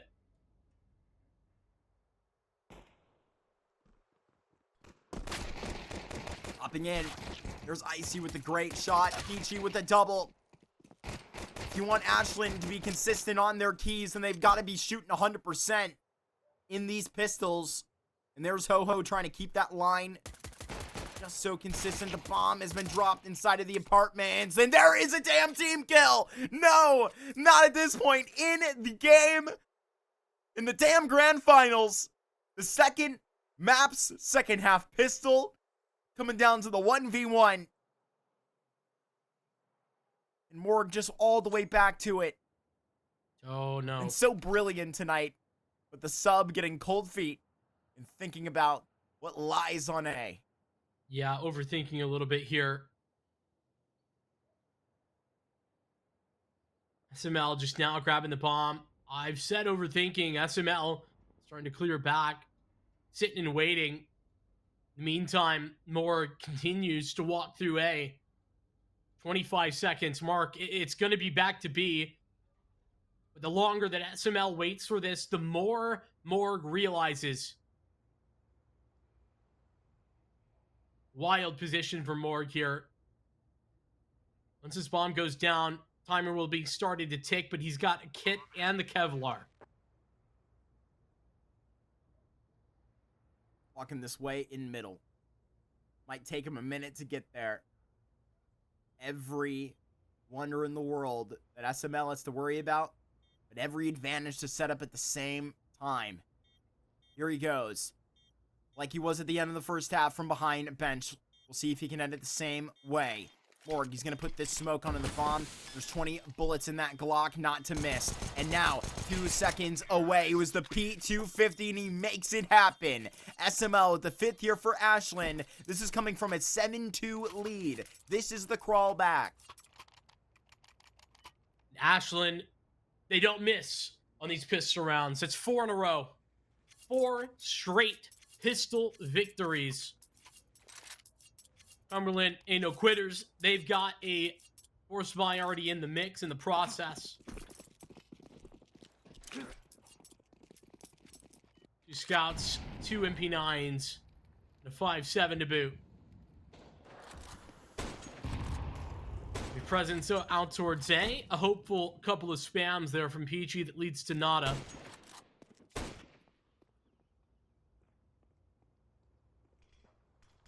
This is going to be tough. Cumberland to hold on to, especially if this B site comes under fire. Chronic already half HP, and he's got the scout.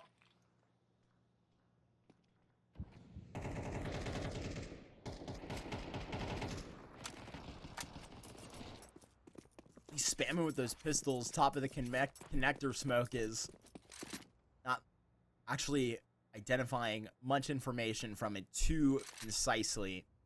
Just concerned still about everybody getting in position in apartments. Ashland just want to death ball out B. Keep it easy. They'll run into the scout. They'll run into the SMG. But rather the double scopes. And this could be your greatest nightmare as everybody is tagged. Gotta wonder when these Ashland Eagles are going to start to get bagged. Everybody that was softened up is now taken out. Spotted onto both of these players, rotating back in to the apartments. Still one X Factor, and they're looking for him. Just spotted. Scouts did their job. That's about the last vestiges of that. Double swing. Nice shot from Zion. The low HP is done. And Morg, I'd say he's far from this clutch, but a couple of headshots away, and he could do it. He's got that first. No kit this time. So just gonna have to go for the clear, and SML will appear on his favorite angle. He's still in his damn wheelhouse and making it happen here. Finding wonders on the B site. Finding 6 rounds or Ashland, as they're 2 closer to Cumberland now. I mean, this map for Ashland has been defined by SML. So much has happened, and it's been on the cusp of him. He's been required. Pistol round clutch, a second round clutch, 1v1s. Cumberland gonna give up the gambit for now. Call the eco. Morg still got a little bit extra because he had the SMG kills last round, but it won't get so lucky second time around.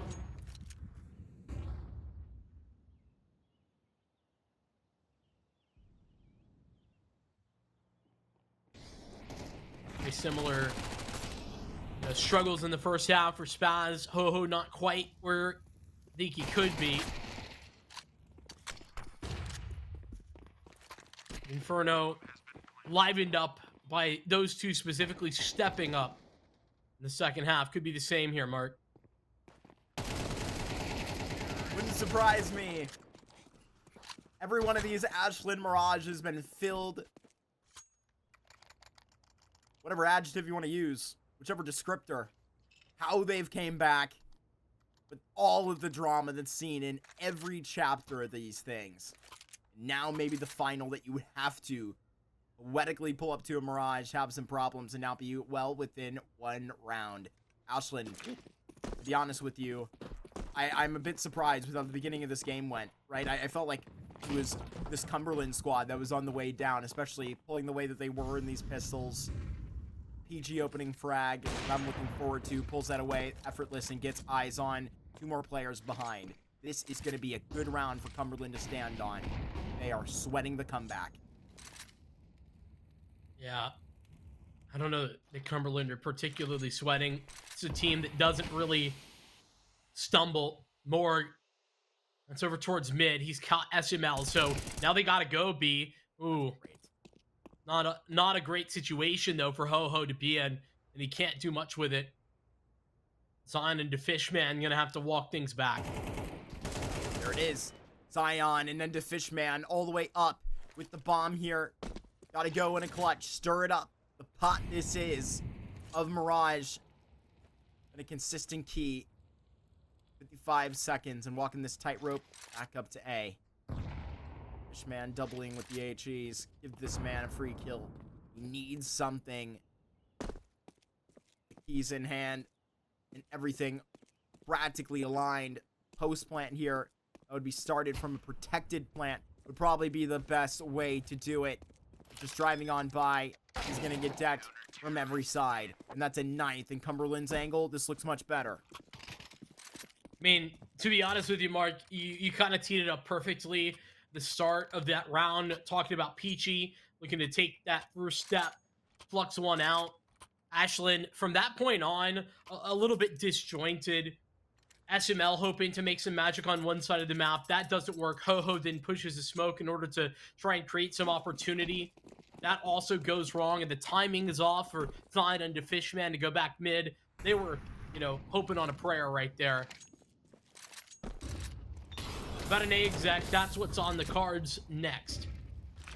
Control utility being thrown in order to fake this out a little bit. Raise some eyes towards mid. Now the smokes go for A.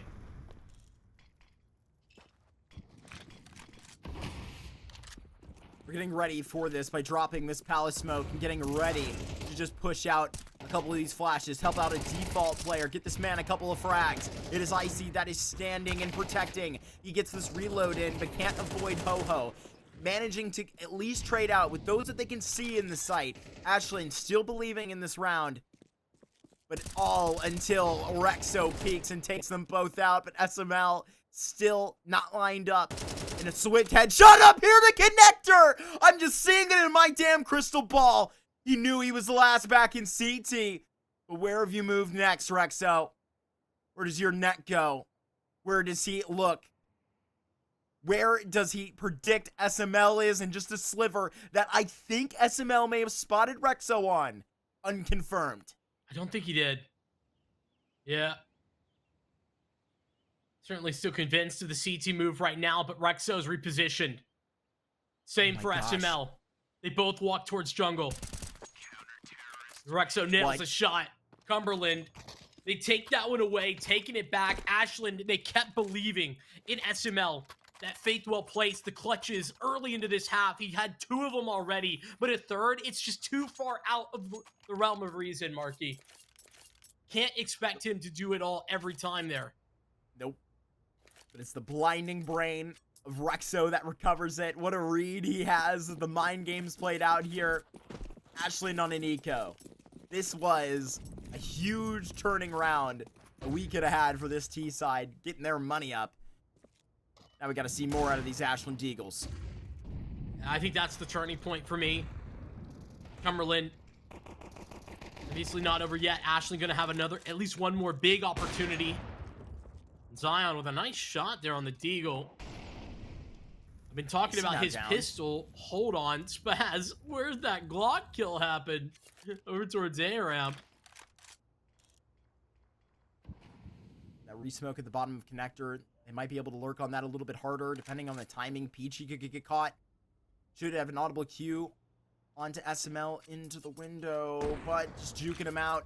This is a little bit too crazy, and we'll keep a couple members occupied as uncomfortable, but still completing that shot here. Now back to back. We're gonna have to go and get this so seemingly separated. Long range on that MP9. Rexo sees them back out towards his missile pillar, and he's gonna protect it. Looking like Cumberland have every inch of this B site covered as Zion tries to find a little bit of privacy to get this bomb down.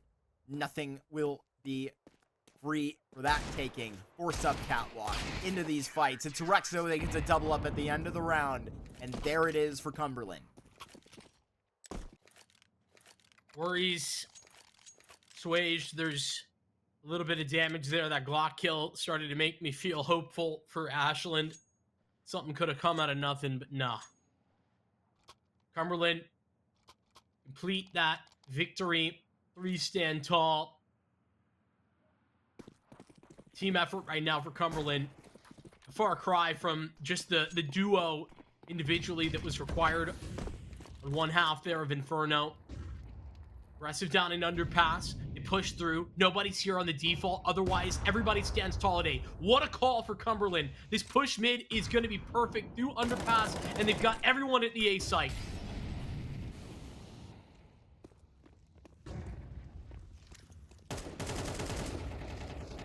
SML almost spams out Morg in that smoke, in that transition. They haven't cleared Firebox either. They're screaming. They're wondering where the hell they are. And they're about to be afraid.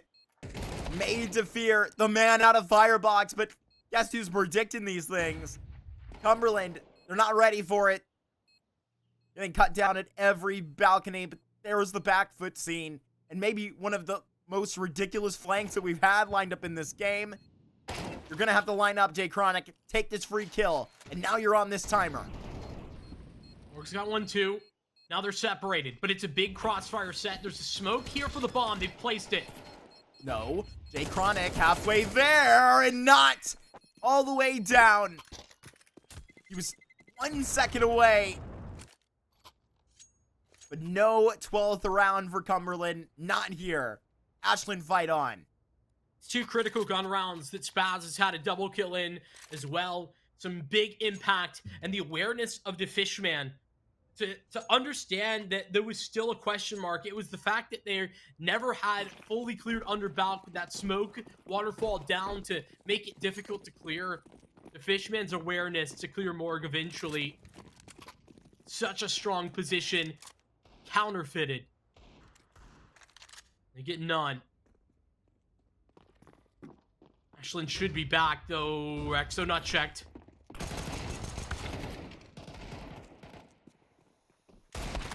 Wait for Rexo. Wait for Jay Chronic. Well, they've just rang the bell. Unfortunately, no Ashland Deagle talent to be second into the B site. Not yet, at least. I'm glad we're getting this extra mile of this Mirage. This is that championship Counter-Strike that we're bringing to you every quarter of this series, and it seems like we're really getting the most of it, at least on the back end. With another bye about to be back for Cumberland up next door.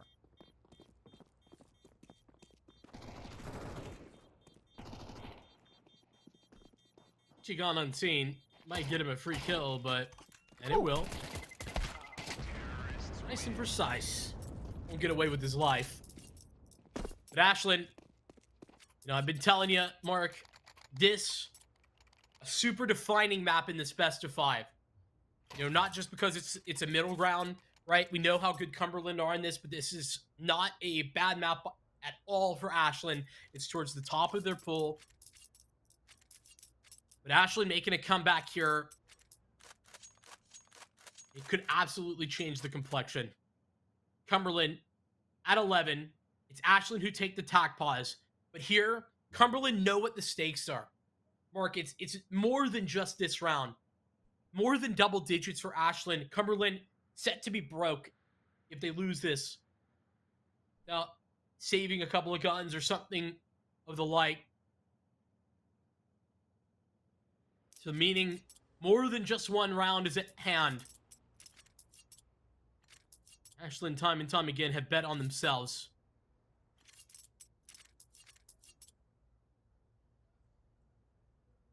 We reminded them coming into Mirage that we would be able to see the scenes of the rest of the series, where we were actually going to hit the mark, and Ashland reminded of that. Another Cumberland. Knowing that this is their lifeline in the series to make it 1-1, open the doors back up, pretty much hit reset and just get a completely new best of 3 to play. Up that catwalk, making this B play happen. SML, easy entry. The Morg right alongside. Jay Chronic with a huge double kill, and what a play. He's gonna get a third here. Baskin from Get Right. He may just get this round completed. Mirage back on its feet in 4K fashion. Jay Chronic been a man to step up many a time as we've watched him, Cumberland, throughout this season. He's been individually capable as well as a leader for this team. And that's him stepping up once again. It's 2 critical nades as well. The speed with which Spaz into Fishman were sending it up catwalk, they get a little bit slowed down by a well-placed nade. That's Jay Chronic who throws it. He gets lost in the process, and they never come back to clear him. 12-9, Ashland. They're on a shell of the buy that they would have had previously. 2 AKs, a MAC-10, a few Deagles, and a Tech-9. They've got to do it with pots and pans. It's 3 in a row necessary. SML at least consistent on the key of finding opening frags, but that might be it. Icy, out of his A position, pulls off a double kill and completely flattens what was out of the A ramp. It's Mirage flattened in tow. All of the emphasis in this series, a lot of it for Ashland's sake on this particular map. We've seen them recover practically every single one in the regular season that they would have to. There's your last from A ramp, and there is Ho-Ho making it happen, but your hope's gone. They're going to be put to the rest of the series, put to this dust too, where you're going to have to stand on business. I'll repeat my statement that I just made a couple minutes ago, Vincent. Practically reset it. This is a best of 3 that you have 0-0. Yeah, I mean, absolutely the case, and a beautiful way to do that. I think Cumberland, as I was talking about, basically at the start of this, I said, Mirage going to be where we know what's what. And now we know what it is. It's a new best of 3. It's find out what you can do, where you can be, how you can make this happen. That's a reality now. We're going to see what that looks like, and it's, starting anew on Dust too. That's the beauty of it, Mark. I'm very impressed with the team effort as well that was for Cumberland on Mirage. They didn't require, some nuclear performance or anything to do what they just did. Yeah, it was a calm, clean, and honestly collected performance. This was not going to be, as clean as me describing like a 13-3, but as far as them really handling the site executes, especially when you were seeing them probably in the back half of those rounds, when you were getting those double kills from Icy, a player that's been, pretty particularly quiet, I feel like, on the majority of the T sides here, just because of their role and where they're happening. You're seeing SML on the other side kind of play that opposite, getting so many of those fights. That's not what you're going to be seeing at IC. And when they get the time to shine, they're taking fights in A ramp, just sitting in front of default. It feels like we were seeing a multi-kill multiple times. Yeah, and listen, we've had some great games, but you know what goes great with gaming? Winzel's Farms legendary meat sticks, 14 mouth-watering flavors. Our partners over there, fantastic. I had the opportunity to try some just this past semester, and they are wonderful. Make sure you check them out. While you do, we're gonna hit a quick break with Dust 2 coming up after this.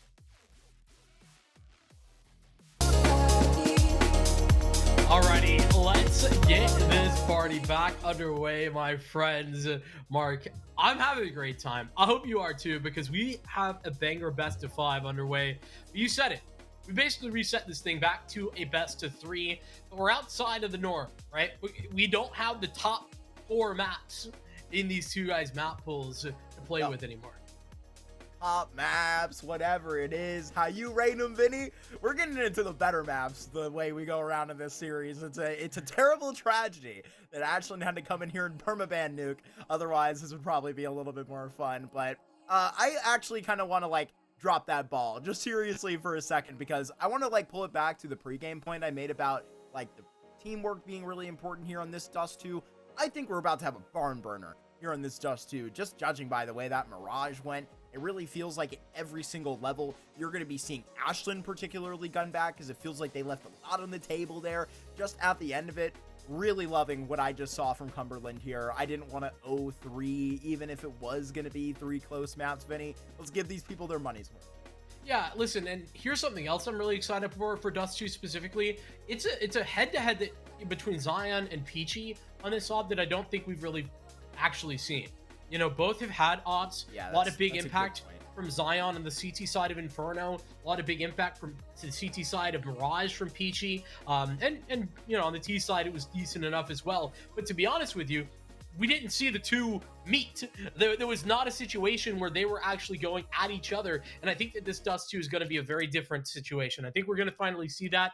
I'm very hyped to get this matchup because, you know, Zion can be really flashy, but I've been very impressed with how consistently good Peachy is. Really doesn't miss shots, right? And not to say that Zion has been missing the mark either. That's not the case. Yeah. But, you know, I think that the stability that Peachy has been showing has been quite impressive as well.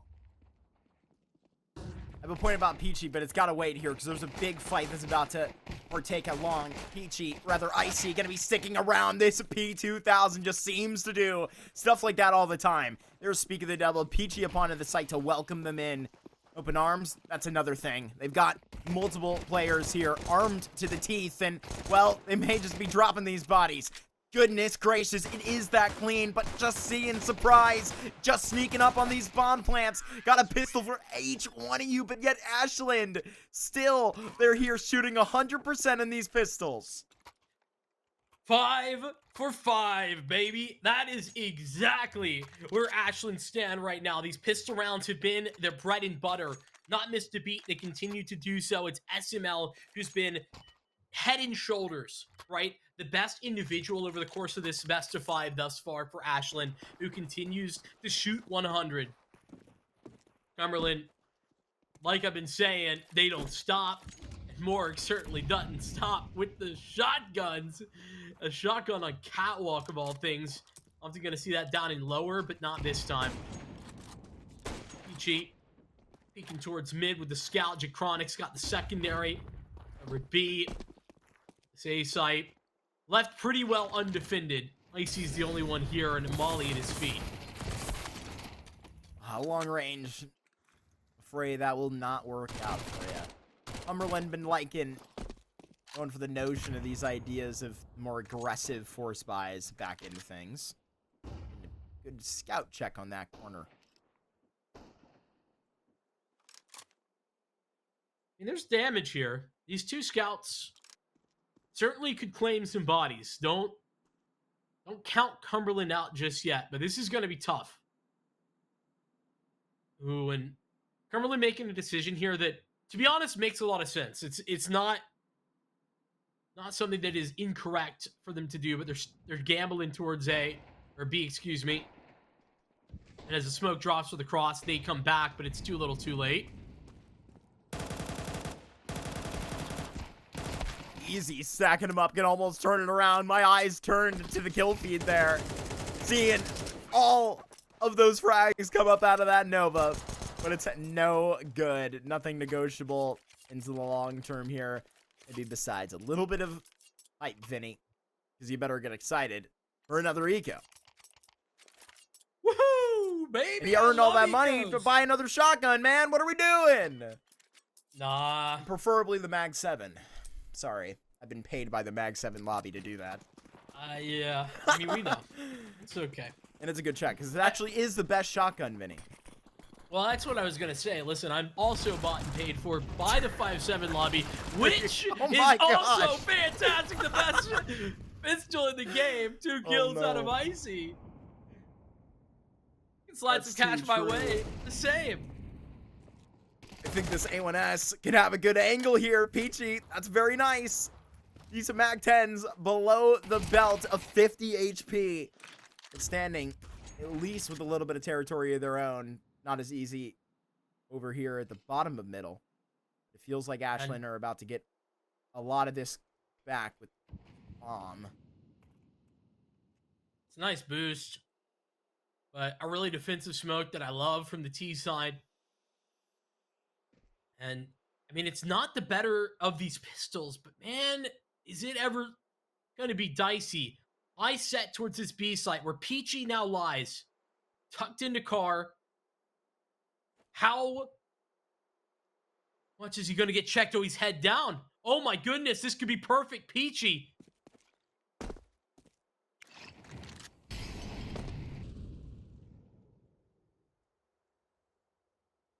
This is just too good. Be a little bit too good to be true.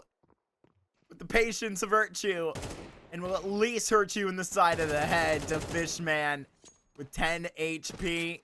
No time enough to get back to the A site. So he will run for the hills. Cumberland on a batch of USPs. And a 5-7. Don't forget about that one. That's the most important bit. Mm-hmm. And for shout out to Morg, who was able to afford that thanks to the shotgun in round 2. Cumberland take it, and Peachy head down the whole time. Plays his cards close to his chest and comes out successful. Wonderful for Cumberland, who can't make it work on the quote-unquote force buy, but they get a little bit of extra on the eco and make that one sing.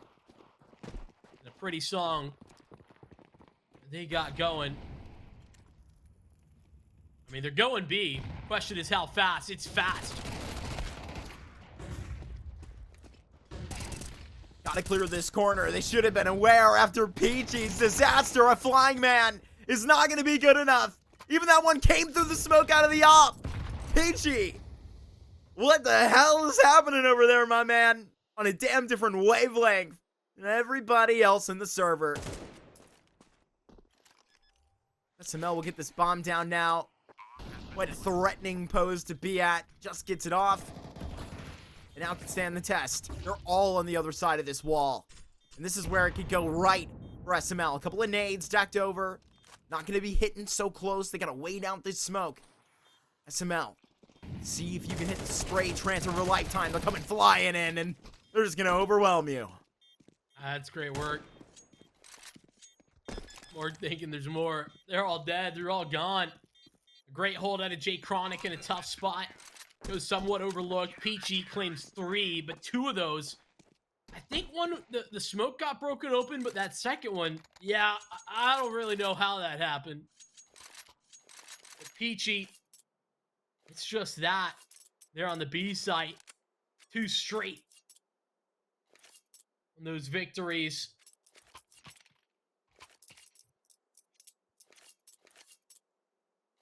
Good news here for Cumberland. They've made themselves known already. Check into a couple of rounds in a row. Look to Ashland for an eco.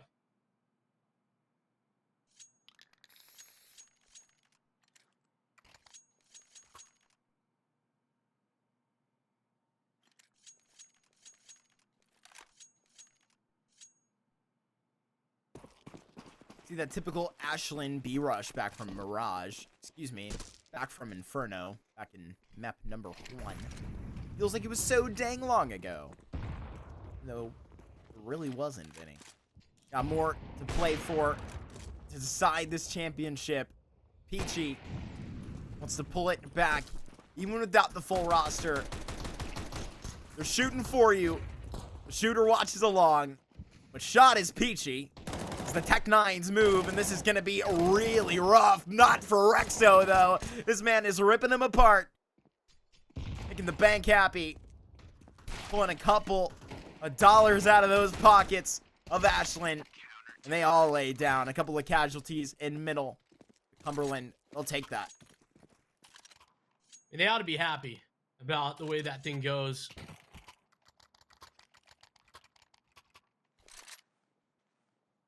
Put it this way. Cumberland are in the driver's seat for now. But Ashland, they can have an immediate bounce back right here and now. Peachy been so critical. Look at Jay Chronic getting active down into lower. This shaping up to be more of a default, but Jay Chronic's going to be a thorn early.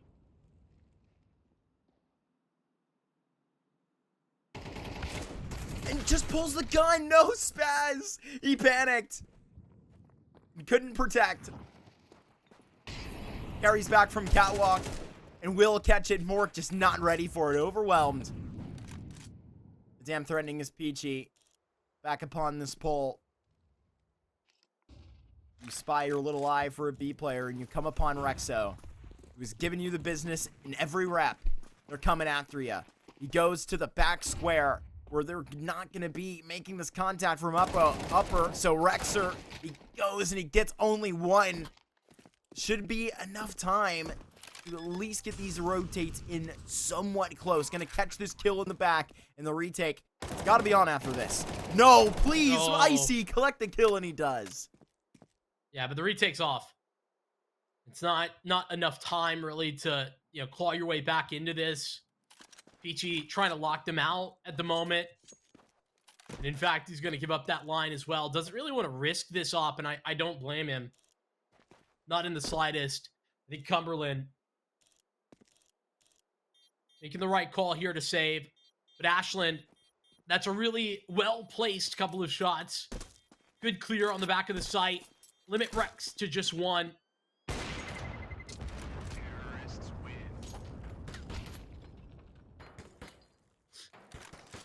Peachy taking out a Molly, scaring me. But we're all tied up at threes. Eagles flying straight to victory on that one. And that's despite the fact that Cumberland had a really nice setup to begin that round. They had the cat push alongside the lower aggression.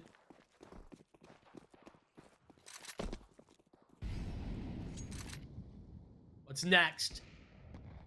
Cumberland set the op out at long. Peachy, this could be a great opportunity to submit some cinema. Right here around this corner, they might just be dead, overwhelmed. Cumberland Phoenix have lost the battle back at A-Long. How fast do Ashland go to the next step?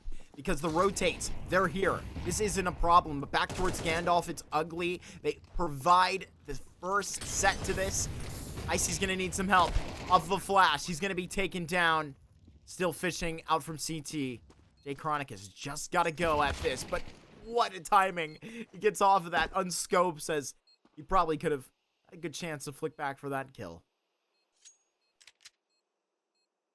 In another world, Vinny. Snap back to reality.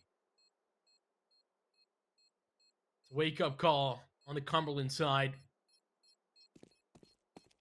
Peachy able to offer up that type of defense, and it's in a losing effort as well. Certainly going to hurt the Fishman. Seems to have awoken.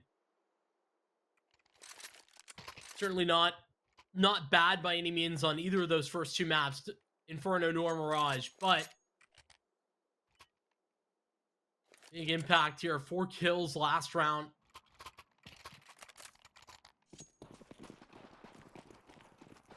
thought Cumberland were a little bit more broke than they are. They found a way to get an op out and 2 more M4s. Crucially, the 5.7s to add addition to that.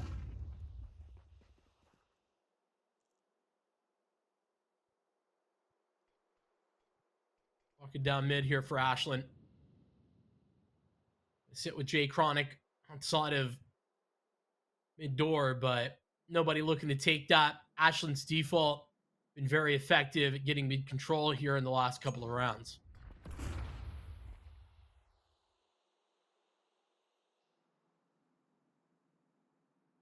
There's the pull, the pop, and the possibility. Jay Chronic go and take a peek to make sure this is the real deal.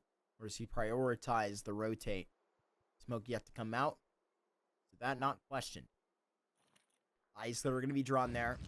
The rotates are going to be far. So it all provides in the hold of the boost and a couple of pistols. And Jay Chronic can only provide a single frag here between these two Cumberland players.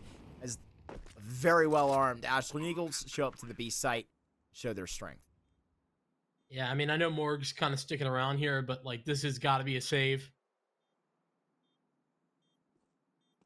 Morg finally going to back that thing up. Though he's now in a little bit of a tough spot. On the side of the head. And dead.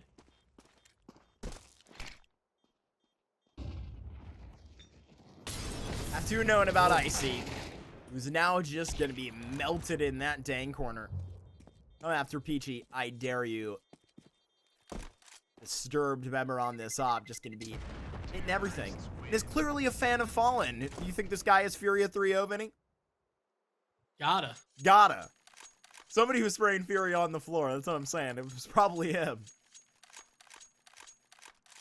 Yeah, I think those stickers, you know, you got all the Fallen teams except for like Imperial on there. Could have put that on the cool logo. Well, Fallen never made the major with Heroic. What a fluff. Heroic? With Imperial. Happy That's to true. see Crizin land on his feet there. It's a much better home for him. Enough about the politics. More about this B hit and great entries. That's been consistent, but can the scout be clean? That's another thing to be seen. And oh, I would love it. Doesn't look like I'm gonna get it. Oh my goodness. Smoke in the world is being put on this door. Every Molotov onto the window. They're defending this thing. Yeah, but Jay Chronic's still getting tags through smokes, through doors, through all sorts. Ooh. Nice shot from Morg. But I don't think it's going too much further than that.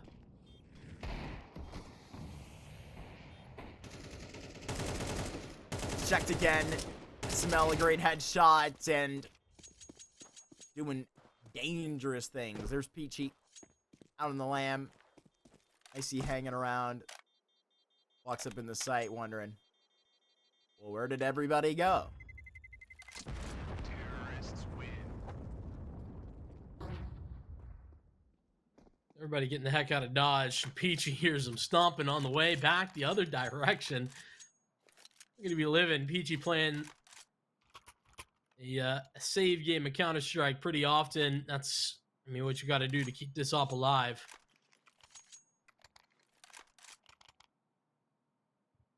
Ashland start this thing off strong. Cumberland bounce back fast, but it's now Ashland who have found footing once again. Gianna Spaz. That's just great stuff. Nobody going to be challenging upon these long corners. Cumberland ready for it. Spaz gone out of that early convo. PG been the most impactful player since the departure of Shooter. But right now, they are just burning them at every angle. Like a bully. The Eagles are at the moment. Completely wash them out in 40 seconds or less. Now got to take these angles up back towards the window. Telling Morg he's got to save. Something just that gets stabbed Ashland, in the back.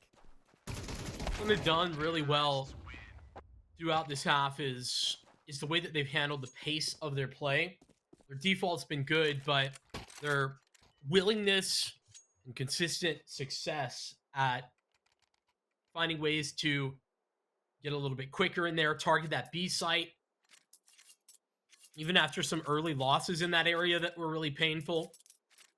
I'm very happy about that. I'm a fan of what they've been doing. Cumberland keep buying because, well, at this point, they've got a little bit of extra cash, and we're right at the end of the half, too. It's been a struggle to see them be able to do much of anything here consistently on the CT side.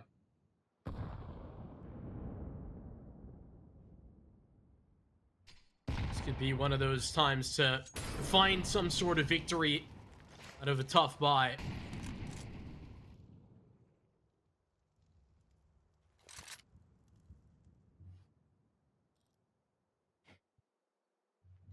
We're players upon this long corner. And it's a simple, as really well fitted as a play as they can call here. They're just going to go and, looking at the blueprint, they're going to get encouraged by the top of this site being clear. No op in range. Peachy just around this corner, going to have to come back. Morg wants to take a daring fight over the top, and that kill would have been so worth it. Morg, ridiculous stuff. And then Peachy on the way back. This is just crazy nonsense. Where did that even come from? Morg might be out of this thing, but Rexo has not even been spotted yet. Here's a Molotov that is trying to land on the planter. It just missed. Rexo does damage. Nice flash, but unfortunately Icy's ahead of it. They keep moving. Get back in there. Rexo, second attempt, and Zion alone. The missed first shot. They swing wide. Peachy converts. And Cumberland, what'd I say, Mark? Would be a perfect time to find a round with limited weaponry. They've done just that. 4 rounds for the Cumberland Phoenix. This is so impressive. You're about to get potentially another 7-5 here and seeing some inferno, I feel. Peachy warming up, 13 frags deep. Seems like that's a consistent key. Rexo is not so deep into the conversation frag-wise. Neither is Icy, but I really feel like when we watch them, they're on right now. I feel like Morg may have cooled off from the ridiculous start to the series that they did have, but, like, check your expectations. This is a sub player coming in under a lot of stress, a lot of pressure, and has really done well. Opening frag, this time for Zion, which we were making comparisons in the pregame, and he didn't even stand up close to Peachy. Now it's time to see that. Yeah, I mean, the irony is, though, that though PG's been head and shoulders above in the op department, Zion hasn't been necessary. This time he provides an opening. It's on to Morg, the guy we were just talking about. Peachy, oh my lord, such an aggressive angle.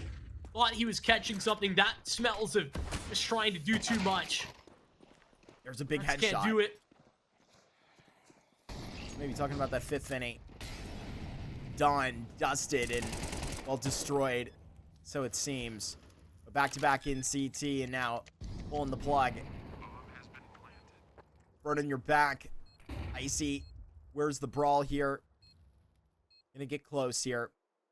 Gotta be concerned of every cue. Now over the top, it is Ho-Ho to just lock things into gear. We're 5 rounds away being this overpass for the Ashland side that wants to get there. Yeah, it's Ashland who dominate that first half more than ever, and it's sort of a classic way in which they get there, right? I talked about Zion being like an unnecessary point of contention here, as much as I wanted to kind of set that up as a storyline. PG really delivering on that, but it's SML into Fishman. It's these riflers that we know are so potent for Ashland that have put the Eagles in prime position. 8-4, sure. Now Zion sprints up mid. He's got backup. With this shot, Ashland, you know this is where they get good. Make themselves golden. Been a platinum premium on these pistols, and so far they're pulling. Right up cat. Around that tackle, and they are through to the next level. Gonna get that bomb plant in here easily. SML from range with the dualies. And now here is the distraction. Easy first flight. This is going to be indomitable or dusted. Here is Cumberland's first pistol round in the series at the hands of their super sub. Yeah, it's Morg for 3 kills. And yes, Cumberland, it takes them, that is at the 6th attempt to find a pistol win, but they do get there. And oh, so important it is. That could buy them space and time to bounce back into this best of 5, into this Dust 2, where a win on Dust 2 could set them up for a 3-1 victory in this full series, really. Overpass their map pick coming up next. SML just gets battered through the door. Bunch of pistols out on Cat.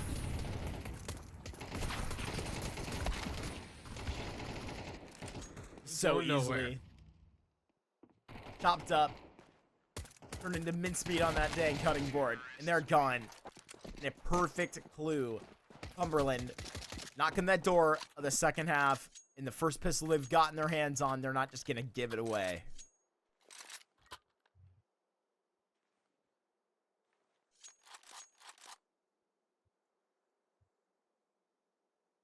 Ashland will just take that eco on the chin, though, Mark, and well, here we go. Right back into it. Scout hold for the cross. Nada for Peachy. Vision acquired. 3 towards long. Ashland. The protocol nets them that control. Now they take back towards the Cat side. Pretty passive setup on the A side of this map. That's not where this attack is headed. Cumberland locked in towards B. And a great setup that the Eagles have. An even better positioning for Ho-Ho, who is just going to be able to hit him point blank, but only a single frag. Spaz going crazy with the A4, and he would have to get a third here. Jay Chronic barely living.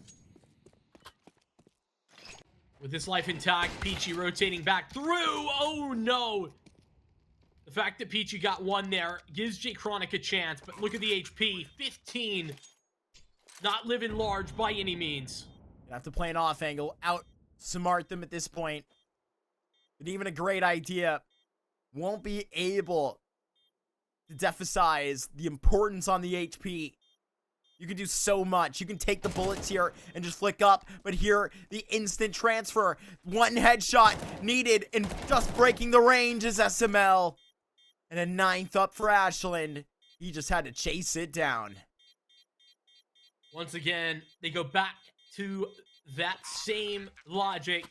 Put it in the hands of SML. I can't say it's a bad strategy. 19 frag strong. Ashland taking 9th, but Cumberland, they do have bite. Another buy, another op here for Peachy. Kept that in his hands for good reason throughout the CT side. Onto the T side.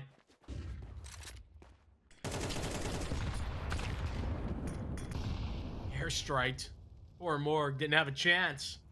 Grenades meet his face. What a timing of a play by Peachy, who is just going insane. Breaking a new ankle into B, the entire site bruised. SML might just have to go right through. Surprise. You're just going to be dead. No disguise.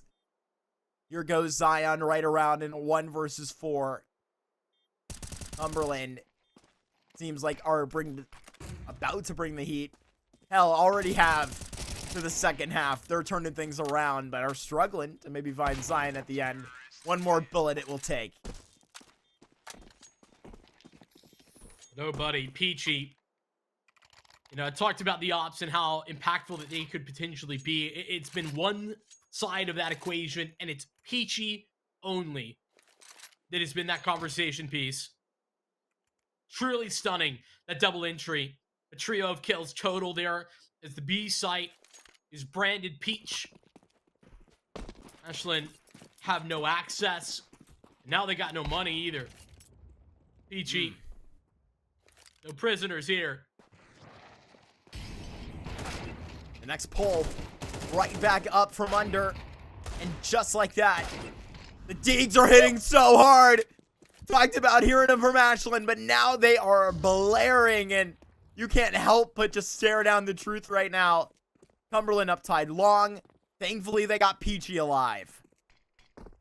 But Zion, he's here. 2 deagle shots already. Back into Gandalf. Sprint up long. The 2 AKs now in position. Nice nade right on location. But it's going to be too quick for Peachy. Gotta get this out. Rexo, knowing the wallbang potential is here. This man is just going to be on the lam. Out of this sight. You can crouch for so long, but you cannot hide from Ashland, who are just here to provide this dust too in due time. Your next best buy is led up by them. They're going to have a little bit more money to spread around due to the eco win. Holy hell. Ashland, get that thing done.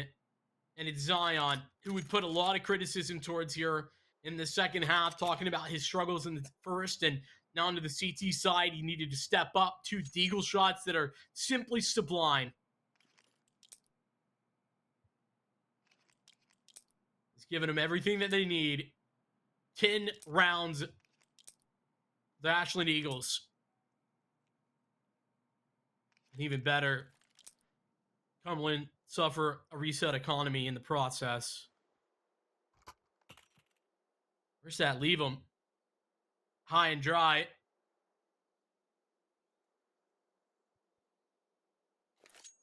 Turning an eco round into a victory. It's Ashland who've been making use of their talk pauses as a whole this best of 5. This grand final, they've been the ones working those. I gotta tell you, eco round, I don't think it's got legs to it for Cumberland. You know, this is 2 flashes to get out long, a smoke for the cross, a hope for a bomb plant.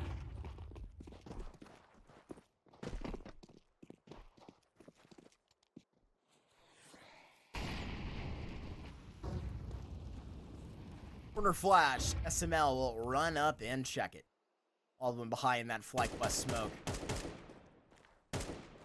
That's what the kids have nicknamed it. Am I wrong? I don't know if they were the first to do it. Okay. Fair enough. But probably very likely the case. I know they definitely made it more popular. Picking up what you're putting down, that's for sure. Yeah, the boys. Sad what happened to him in stage 2. Yeah. Popping out. Zion. Give him a shooting gallery, and he will show up with a damn good position. At least. Poet of 1. J Chronic with the Tech 9. Seems to get mine every time, he says, but not the round. 11 of those are pulled to the way of Ashland. 2 more. That's all they need. And I talked about, you know, what a victory here for Cumberland could have meant, but let's kind of flip that on the head, talk about it from Ashland's POV as we get into a Cumberland gun round. Uh-oh. Or not. We're going to get into a tech pause because the Fishman has dropped. What I was going to mention, you know, Cumberland, I think this Dust 2, what does it mean for them? Well, it means an opportunity to close out on their overpass map. But, you know, Ashland, it's security, right? Staying alive more than anything, taking a lead. All of this is huge. But also having the security of maintaining a little bit of a lead here into your opponent's map pick. That's the other side of that equation. And that's what we've got here available for the Eagles.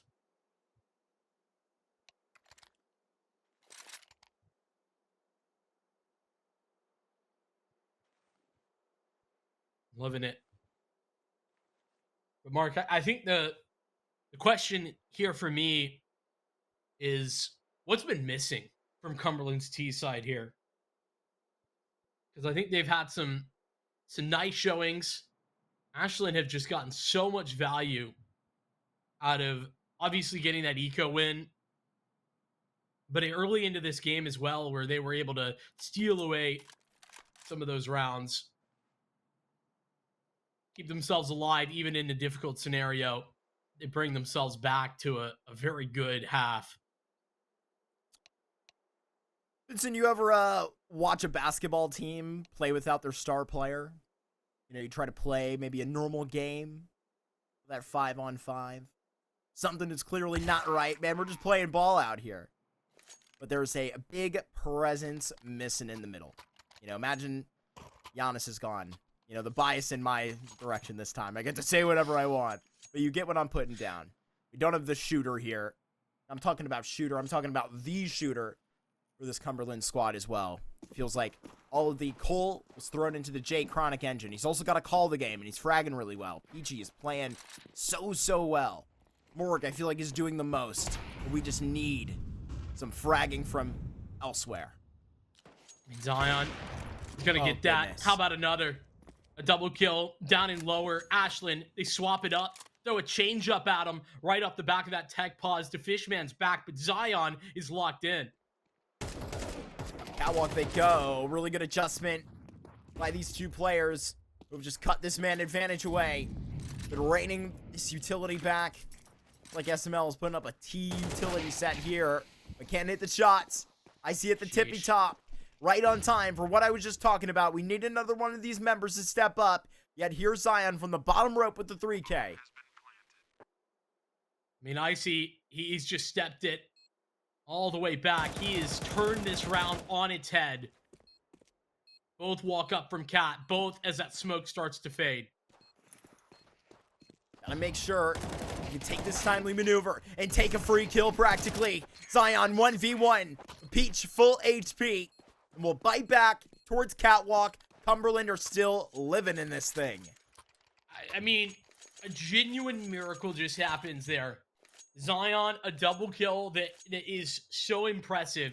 And you see that positioning for the rest of Ashland, where they've got two players on Catwalk, and yeah, they're a little bit separated, but Icy should not be able to get both of those kills without a refrag coming in.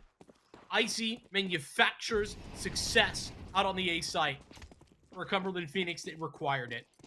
Hold Ashland off of 12, off of map point. But it's not over yet. Ashland still with a healthy economy. They get a buyback. And Cumberland ain't doing so hot.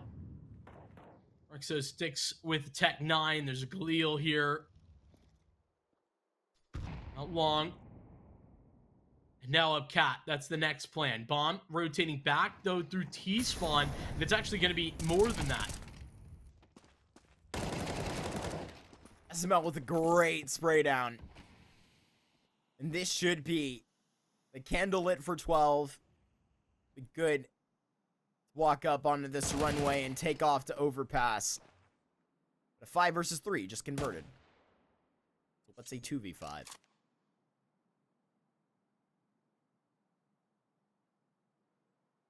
That's a little tougher.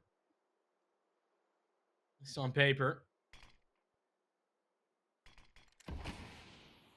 Interesting smoke, to say the least. Not gonna matter. Close the distance, and they'll get on the site.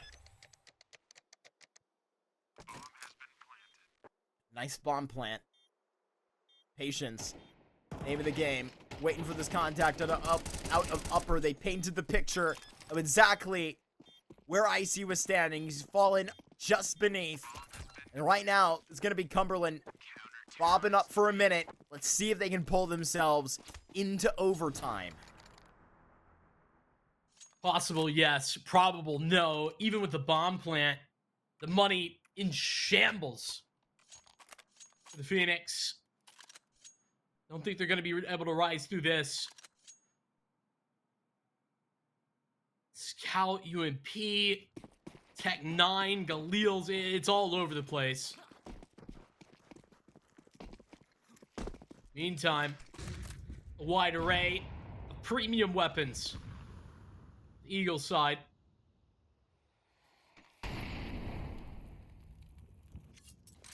Gotta bite up and out of this, though, Cumberland. Very prepared. Two-player setup on Cat. The Poppin have the advantage of the timing, but they are just gone. Old news on this Dust 2.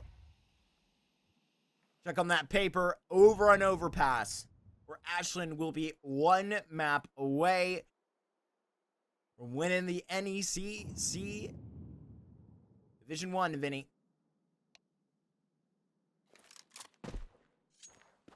Gotta go here if you're Jay Chronic. But it's not to be. Ashland closing out a 13-8 victory on this one. A fantastic showing out of them as they bring that Dust 2 back after losing on Mirage Mark. Listen, we knew it was going to be a back and forth battle, but this is truly a bloodbath. There is nobody coming out of this perfect, but it has been so cool to watch. No, I mean, most definitely. This is what you exactly want to see the heights of in a grand final, right? It may take a little while. It's a best of 5. This is why you're hearing, you know, the entire Counter-Strike community go, hey, Valve, we need these in majors for, you know, the grand finals up there, which we're going to be seeing for the first time soon, right, Vinny? So you're seeing the quality out here of it in Collegiate. I mean, we have so many stories of, in a LAN center, we arrived last year at this time. We had to cast a lengthy best of 5. And to be honest with you, on an Overpass that, I'm wondering if the problems of our pregame are coming up, right? Maybe the attributes of having a sub and what, you know, flux this is throwing into the game plan. You know, not just playing with the sub, but having the substitute replace your most impactful player. I mean, you can only do so much. Yeah, I think it's going to be interesting, right? When we're talking about Overpass, just to kind of bring that up. It's been a little while, so like a reminder of what those things are, right? It's a question of there's a lot of responsibilities that you're going to need to do on maps like Dust 2, Inferno, Mirage. You can kind of, you know, point more in a direction and say, you know, I'm going to do this type of setup. We saw that with regard to Banana, or rather Mid, excuse me, on both Inferno and then onto Mirage on the T side. Like, there was a lot to talk about there. Overpass is a whole different beast where there's a, you know, a lot of responsibility on individuals to know a bunch of utility, to be capable of individually taking map control and doing a lot on your own. Those are issues that potentially could crop up. But listen, Mark, we've been surprised the whole time by how well Cumberland have looked despite that. I think there's a real possibility Overpass could be the same. That's a good diagnosis given from you, but we are just right there at the cusp of what might be our last map here in the NECC for this fall season. We got Overpass right around the corner in about 4 minutes time. Don't go far.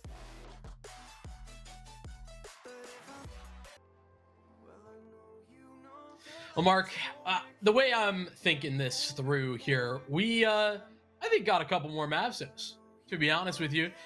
I think that Overpass could be a little bit different than we anticipated. And you ask me why. Well, Cumberland, they keep surprising, and I think that they're going to continue to do that. But what are you seeing over there? What's your vision? Well, before I do fully transition, I'm seeing 3 13-9s in a row, so I guess that's, you know, what we're shooting for out here, Vinny. But like, dude, I really think that I think that was 13-8, just for the record. Well, my bad. I guess I've forgotten the score, but it's all good and gutted, because if we are going 4 or 5 maps, Vinny, I might need to take care of my eyes. I might need to put in some eye drops, because I do not own any BYE blue light glasses, Vinny. You gotta go ahead and find that. They're our official eye care partner over here at the NECC. And I say that because obviously here in the lengthy series, your monitor's turned up to 100%, Vinny. Dude, this has gotta be, you know, one for you. Physically, I bet you're exhausted, but your eyes have got to be killed at the end of a series like this. So when you're keeping your glasses up for you, your premium blue light glasses sharpened, ready for victory, hopefully without that eye strain, that's what you can experience here if you're playing in this best of 5. But that's what I'm saying. You got a BYE. Check out those blue light glasses at bluelight.com. Yeah, absolutely. It's important. Listen, you can forget about it easily, but cannot forget to take care of the eyes. I know more than anyone, considering I've got bad vision. The good news is that we continue here, and we were kind of talking about this being a a situation where it's how long can you be at the top of your game, right? Because this is going to be a long best of five, a long series, and we're getting into that position where we've all played pugs for hours, but this is a whole different level of expectation and I mean just stress when you're talking about a grand final, isn't it? It's like the length of time that you're taking like a high school standardized testing, for college. Like genuinely, you're sitting in Yeah. there for like 5 or 6 hours all day. You're watching these like, broadcasted best of fives like we're in right now. I think are, broadcast probably with a little bit less of, all of the distractions that you would see like on the ESL broadcast or whatever. You see those series played all 5 maps like go 8 hours long. Vinny, we could be probably sitting here for another 2.5 hours if we're lucky. That's what I'm saying. And if you're a player sitting in this series, that has got to be a crazy thing to just imagine. So if you're Ashland right now, take this very CT sided map, that opportunity you get first up here with the pistol you've been consistently taking away, and maybe you can close this thing in 4. Or maybe we're going to go to train for the very first time in the NECC broadcast this season. Yeah, it would be cool to see. I am potentially excited for that. But like we said, gotta get through overpass. It was, still is, a 4-man stack out towards B. Ashland seemingly gonna have the right call of this thing. Cumberland slowly walk it up. Get through short pipe to in connector. It's a missed smoke. That was meant to be mid-sight, I think. So at the top, they're tapping away, and they've got it. This is a very good shot, and they're running it up with these dualies. Got to fight back on this angle, and Ashland, they have every pistol but one in this series. And the start of overpass, no different. Yeah, I mean, heavy responsibilities. I think it was Peachy there who was throwing the utility. And unfortunately, miss a critical smoke. Certainly made life miserable there for Cumberland trying to break through. The flashes were on point, but Ashland, as I said, a 4-man stack there. There's just a lot to overcome. And Ashland, they do deliver. They now take a 6th pistol victory out of 7. What? Been so consistently good. I don't know what you just said, Vinny. Can you repeat that? Nope. Unbelievable scenes. Here comes the FAMAS overwhelmed. And collected. They should have a bomb plant, if anything else. Everybody's arrived. I feel like this could still get awkward for SML. Here from the back of long bathrooms, dies to this Glock, and things are getting weird.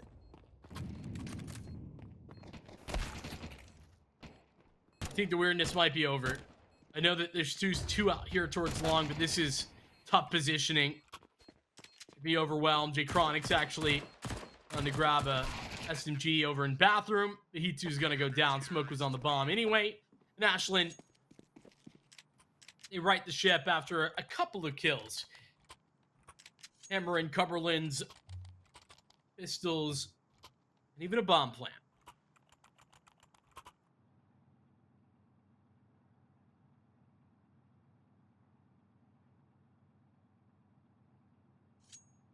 Saw some of the better T-sider rounds near the end of that dust too. Icy and I believe it was Peachy converting that 2 versus 4. Majority 5 versus 3, but those are the 2 names doing the most. Ashland pretty aggressive. Want to see a little bit further into Fountain, but they're not forcing it. No, and they shouldn't. There's no need for that. Break up in the squeaky door, though, and Zion's boosted. SML here. There's like a lot to like about this setup. Now they're going to double stack. They just want to maintain map control, taking positioning away from the T's at every stand that they can. Escape made. Evacuate connector. They've got themselves everything that they wanted.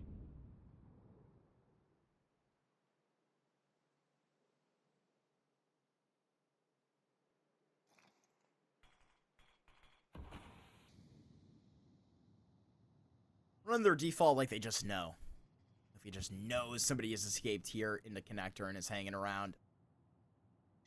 The next step that they want to find. Peachy does consider the back line. They don't actually go in to clear it. Maybe they will now individually. A toe sticking out. See the entire body.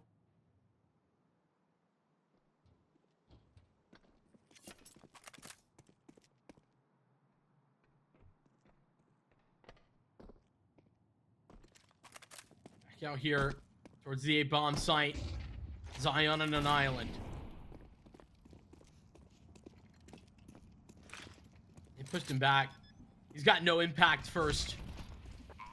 Oh, he gets the spam just through the middle of the dice. It's one of the harder spams to land in overpass, but he gets it done. And that is the catalyst to what starts a great retake. Ashland are looking good.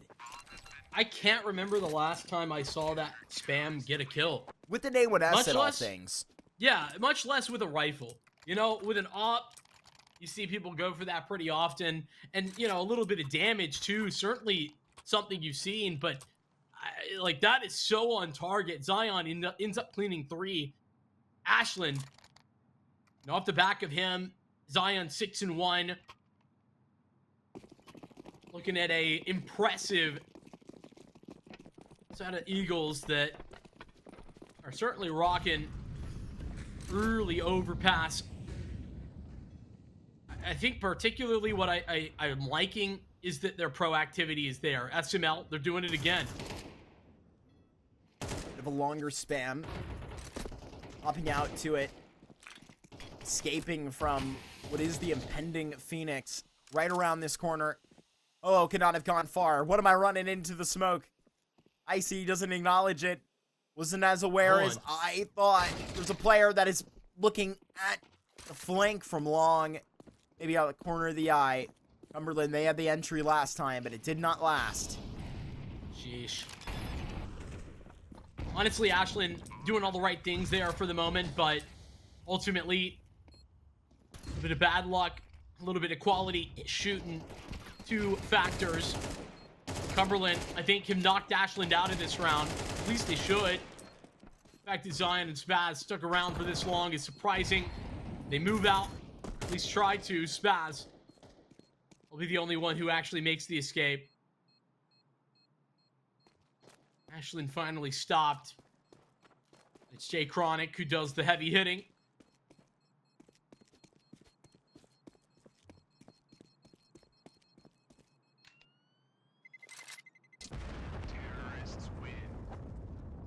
Looking likely be another buy, though, here for Ashland. They've got plenty to facilitate that. It'll be the first defensive op of the map as well.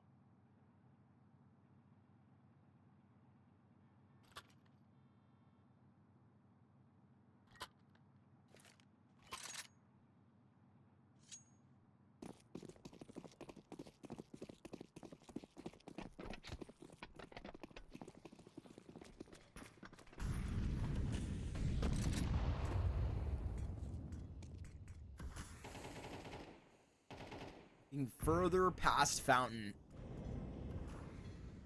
Where do they get their focus? There's the jump spot. Ho-ho. Around. Checks around that corner, and there's a big spray down. Always Zion behind. Somebody to trade. Zion's been on it every single time over the course of the beginning of Overpass. And he's back again. And that's from, you know, such a, I'll say, frustrating Dust 2 performance. Even despite the win. Cumberland set their sights back onto the B site. 2 are in short. Peachy's going to join them with the bomb. T, Rexo, and Morg. We're going to have to break through a trio of defenders. SML has just gathered all the info in that jump. Doesn't get better than that. Too perfect of a timing. And straight to the T. For Cumberland. Up short. Gotta tear. Out these players from Woodwall. And they can't even begin to dream of it. All gunned down. But a perfect batch of information just dug up there in the mid-round.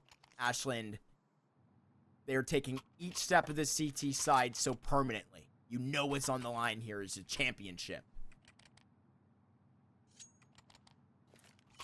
That is in the mind of the Eagles.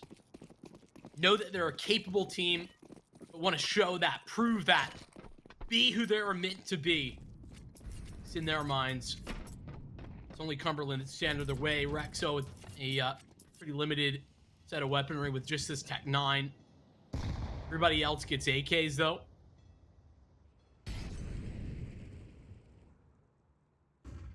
T-side, definitely a troublesome one.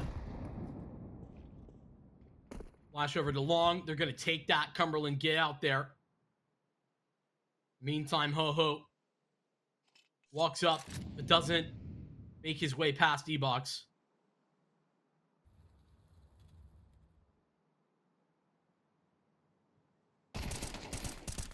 Ho-Ho tapping up and fortunately taken out.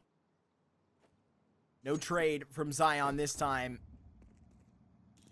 Usually inseparable, but still an A rifler around this op. And on that corner, what a flick out of Zion, who is lighting up the board. Was just so close to Icy there at Long. You better hide.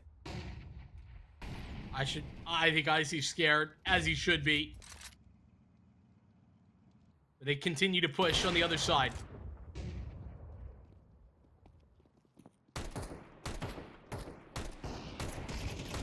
So low in HP as well. Zion could get caught. Morg up in the sight, gotta hit a couple of headshot and is hammered. Through the first 6 rounds of this overpass, Ashland have 5 of them. I mean, that's incredible work. I think Zion proving to be a huge threat, obviously, on that op. And then once he's established himself as a problem, he lets his AK on the site take those next contacts. It's really smart Counter-Strike, working together, playing off of one another. Ashland doing it the right way. 5-1. Cumberland on yet another half buy. Get some pistols out. Bunch of util. All towards B.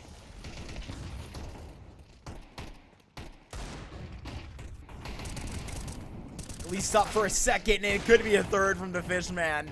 Riding this way back to SML. Everybody is going to have their chance to go and step toe. This CT side is just so intimidating. I'm scared. I don't know about Cumberland, but from the outside, it's terrifying. No one really heating up. Peachy struggling in comparison. Obviously not had ops the same way. This T side, it's just not the, it's not the likes of Dust 2. Org struggling. J Chronic, he's at the top of the table, but to be honest with you, it's not been anywhere close to enough. Cumberland talked about how they've not necessarily been taking a bunch of tack pauses comparative to Ashland. This time they do. It's 7 rounds in. The start of round 8. They call theirs in. Hope to make the adjustment stand, but honest and truthfully, this one's a little bit on the later side. And it already feels like Ashland have started to get this momentum going to such a degree that it might be out of hand.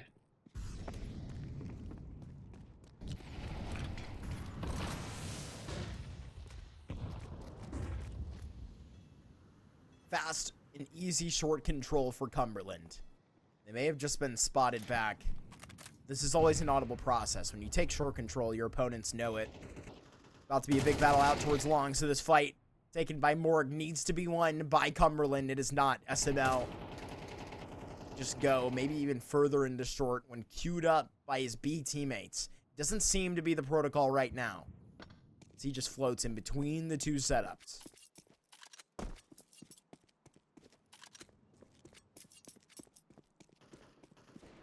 I mean, entirely giving up that A side. Now, pressure towards B. Spaz eating a nade. It's going to cause rotations and a smoke placed in position. Crucially, Spaz staying alive. That said, Cumberland have done exactly what they intended with this. Hold rotators down to the B bomb site.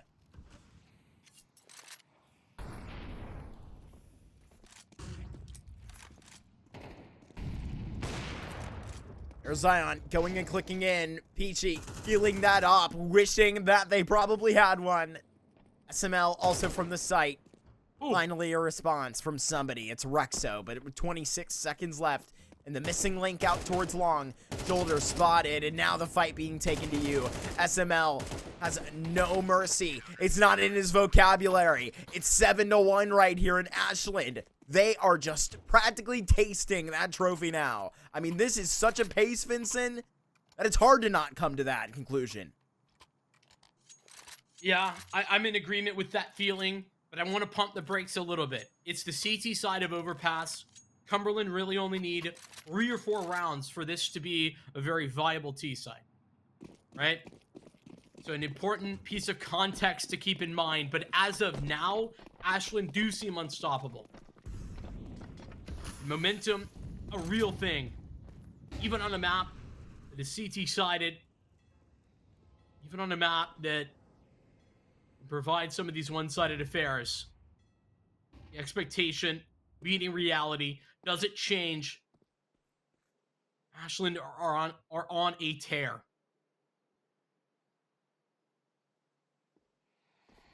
Slow burn. Cumberland on map control. Oho was a little bit further out towards long, but Flashbang's going to send him back. One of the more passive setups towards A at the beginning of a round that we had seen from Ashland, but Cumberland, they respect it like they had been seeing Ashland play aggressive. SML had just dropped off of a boost, looking towards door. Oho gets active again, 50 seconds and going.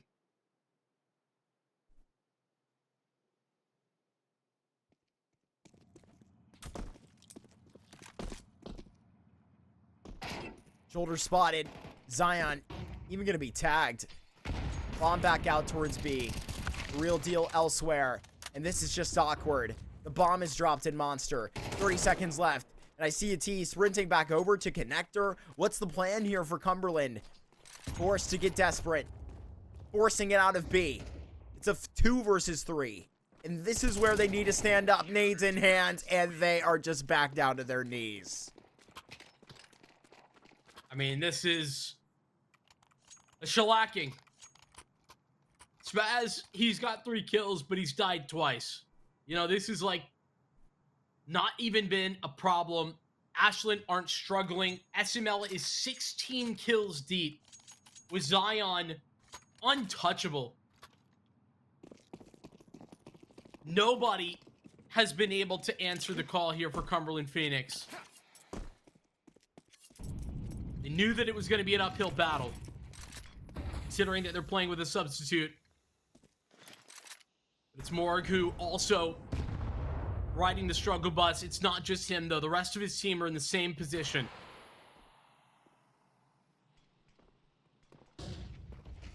Off of this pop.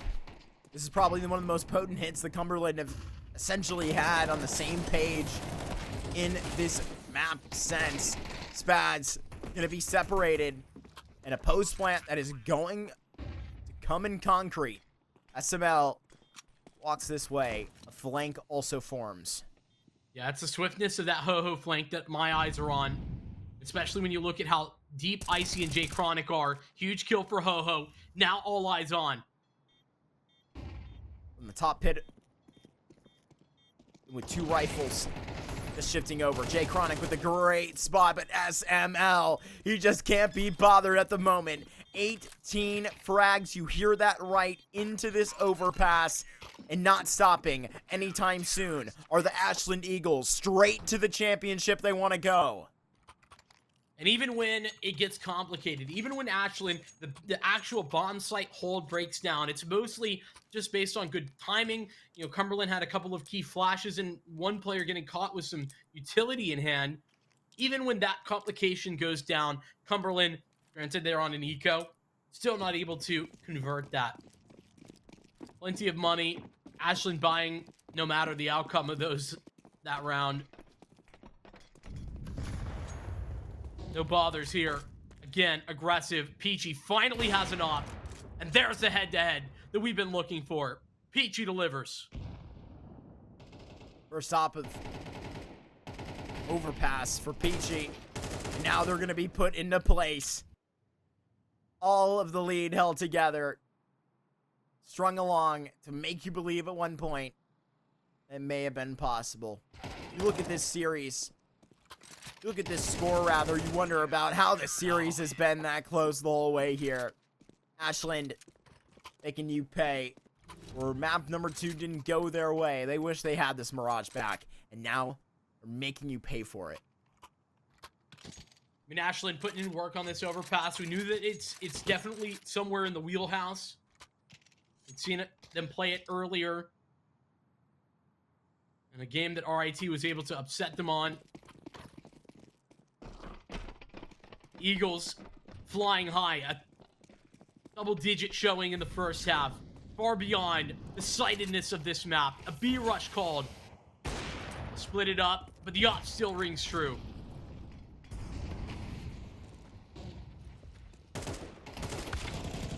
Tapping, spraying through to Fishman. 5 versus 3 at barrels. There is no entry here. Jay Chronic all alone. 11 rounds found in the first half and only a single over to Cumberland. It sounds damning. It sounds very damning when you say the words, it would look good if they got even 3, 4 rounds on this T side. Vincent, they're not getting close. This is Ashland just a couple yards away from goal now. Yeah. I mean, listen. Not even close to that. And to be honest with you, Ashland, it's not overstating things to say that they have to close this, right? At 11-1, you just need a couple. And this pistol round could essentially seal the deal. Pistol round, they have won the vast majority of. Sprint up connector towards the A site, target on their back, but look at the dualies. Jay Chronic tucks into long. No contact until it's too late. Bomb pulled, and they might just line up. Good stuff out here for Cumberland to start it off straight. Ashland holding on. Got this bomb plant in here now, but it should get caught, and it is. Ho-ho here in a 1v3. Cumberland have got themselves a second half pistol and a lifeline back in the grand finals. A lifeline, sure, but a requirement. If they had any chance of doing anything more here in this best of 5. A starting point. And Mark, standing in their way, are an Ashland team that are deadly. Ashland, I love this from them. You know, there's 2 different perspectives on how to approach a buy when you have such a lead, right? You can just keep force buying and, you know, play aggressively because you got rounds to work with. Or you can just get as many gun rounds as possible because you've been dominating those. It's that second that Ashland looked to go for. At least the Glock got one, huh? Yeah, I just like that quiet confidence. Definitely. Oh, not even worried about economic damage. He's just... Get rid of the gun. Play it into the next round. Here, Ashland, go. Loving it. Now let's see if Ashland can go ahead and stamp the ticket. You know, put something dominant in this best of 3 that's been nothing but close games.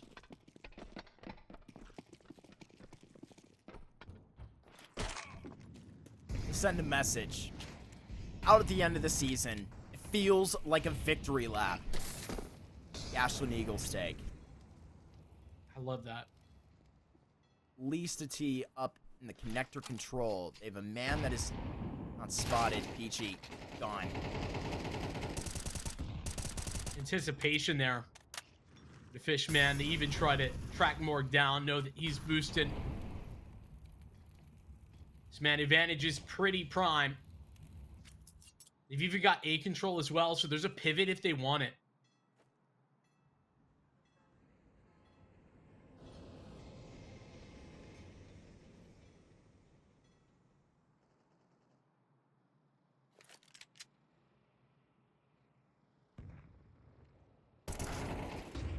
Maybe one last hit out of B for 12.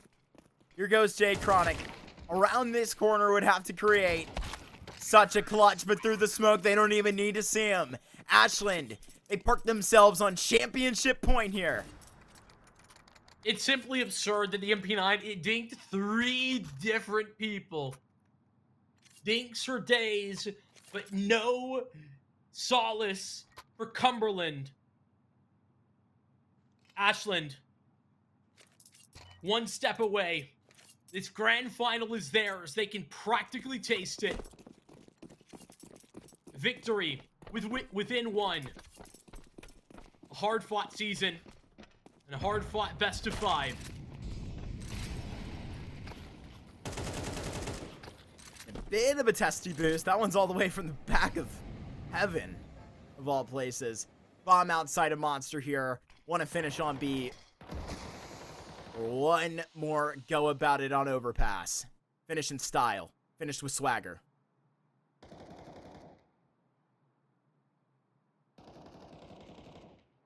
A tag down Zion. Off angle there. They need every little advantage they can get. Bomb, actually not with the majority. Still outside of B. He smoked for Monster Tunnel. Meanwhile, the rest of Ashland doing their normal stuff over here at the A bomb site, but Icy gets in front of it. Now, here's that go. The bomb just battling still within Monster, but we're taking care of it at all scenes of the cause. Ashland Eagles have had one hell of a season, and Cumberland's Cinderella story is over. Rebuilt at the beginning of this thing, refreshed with 3 new players.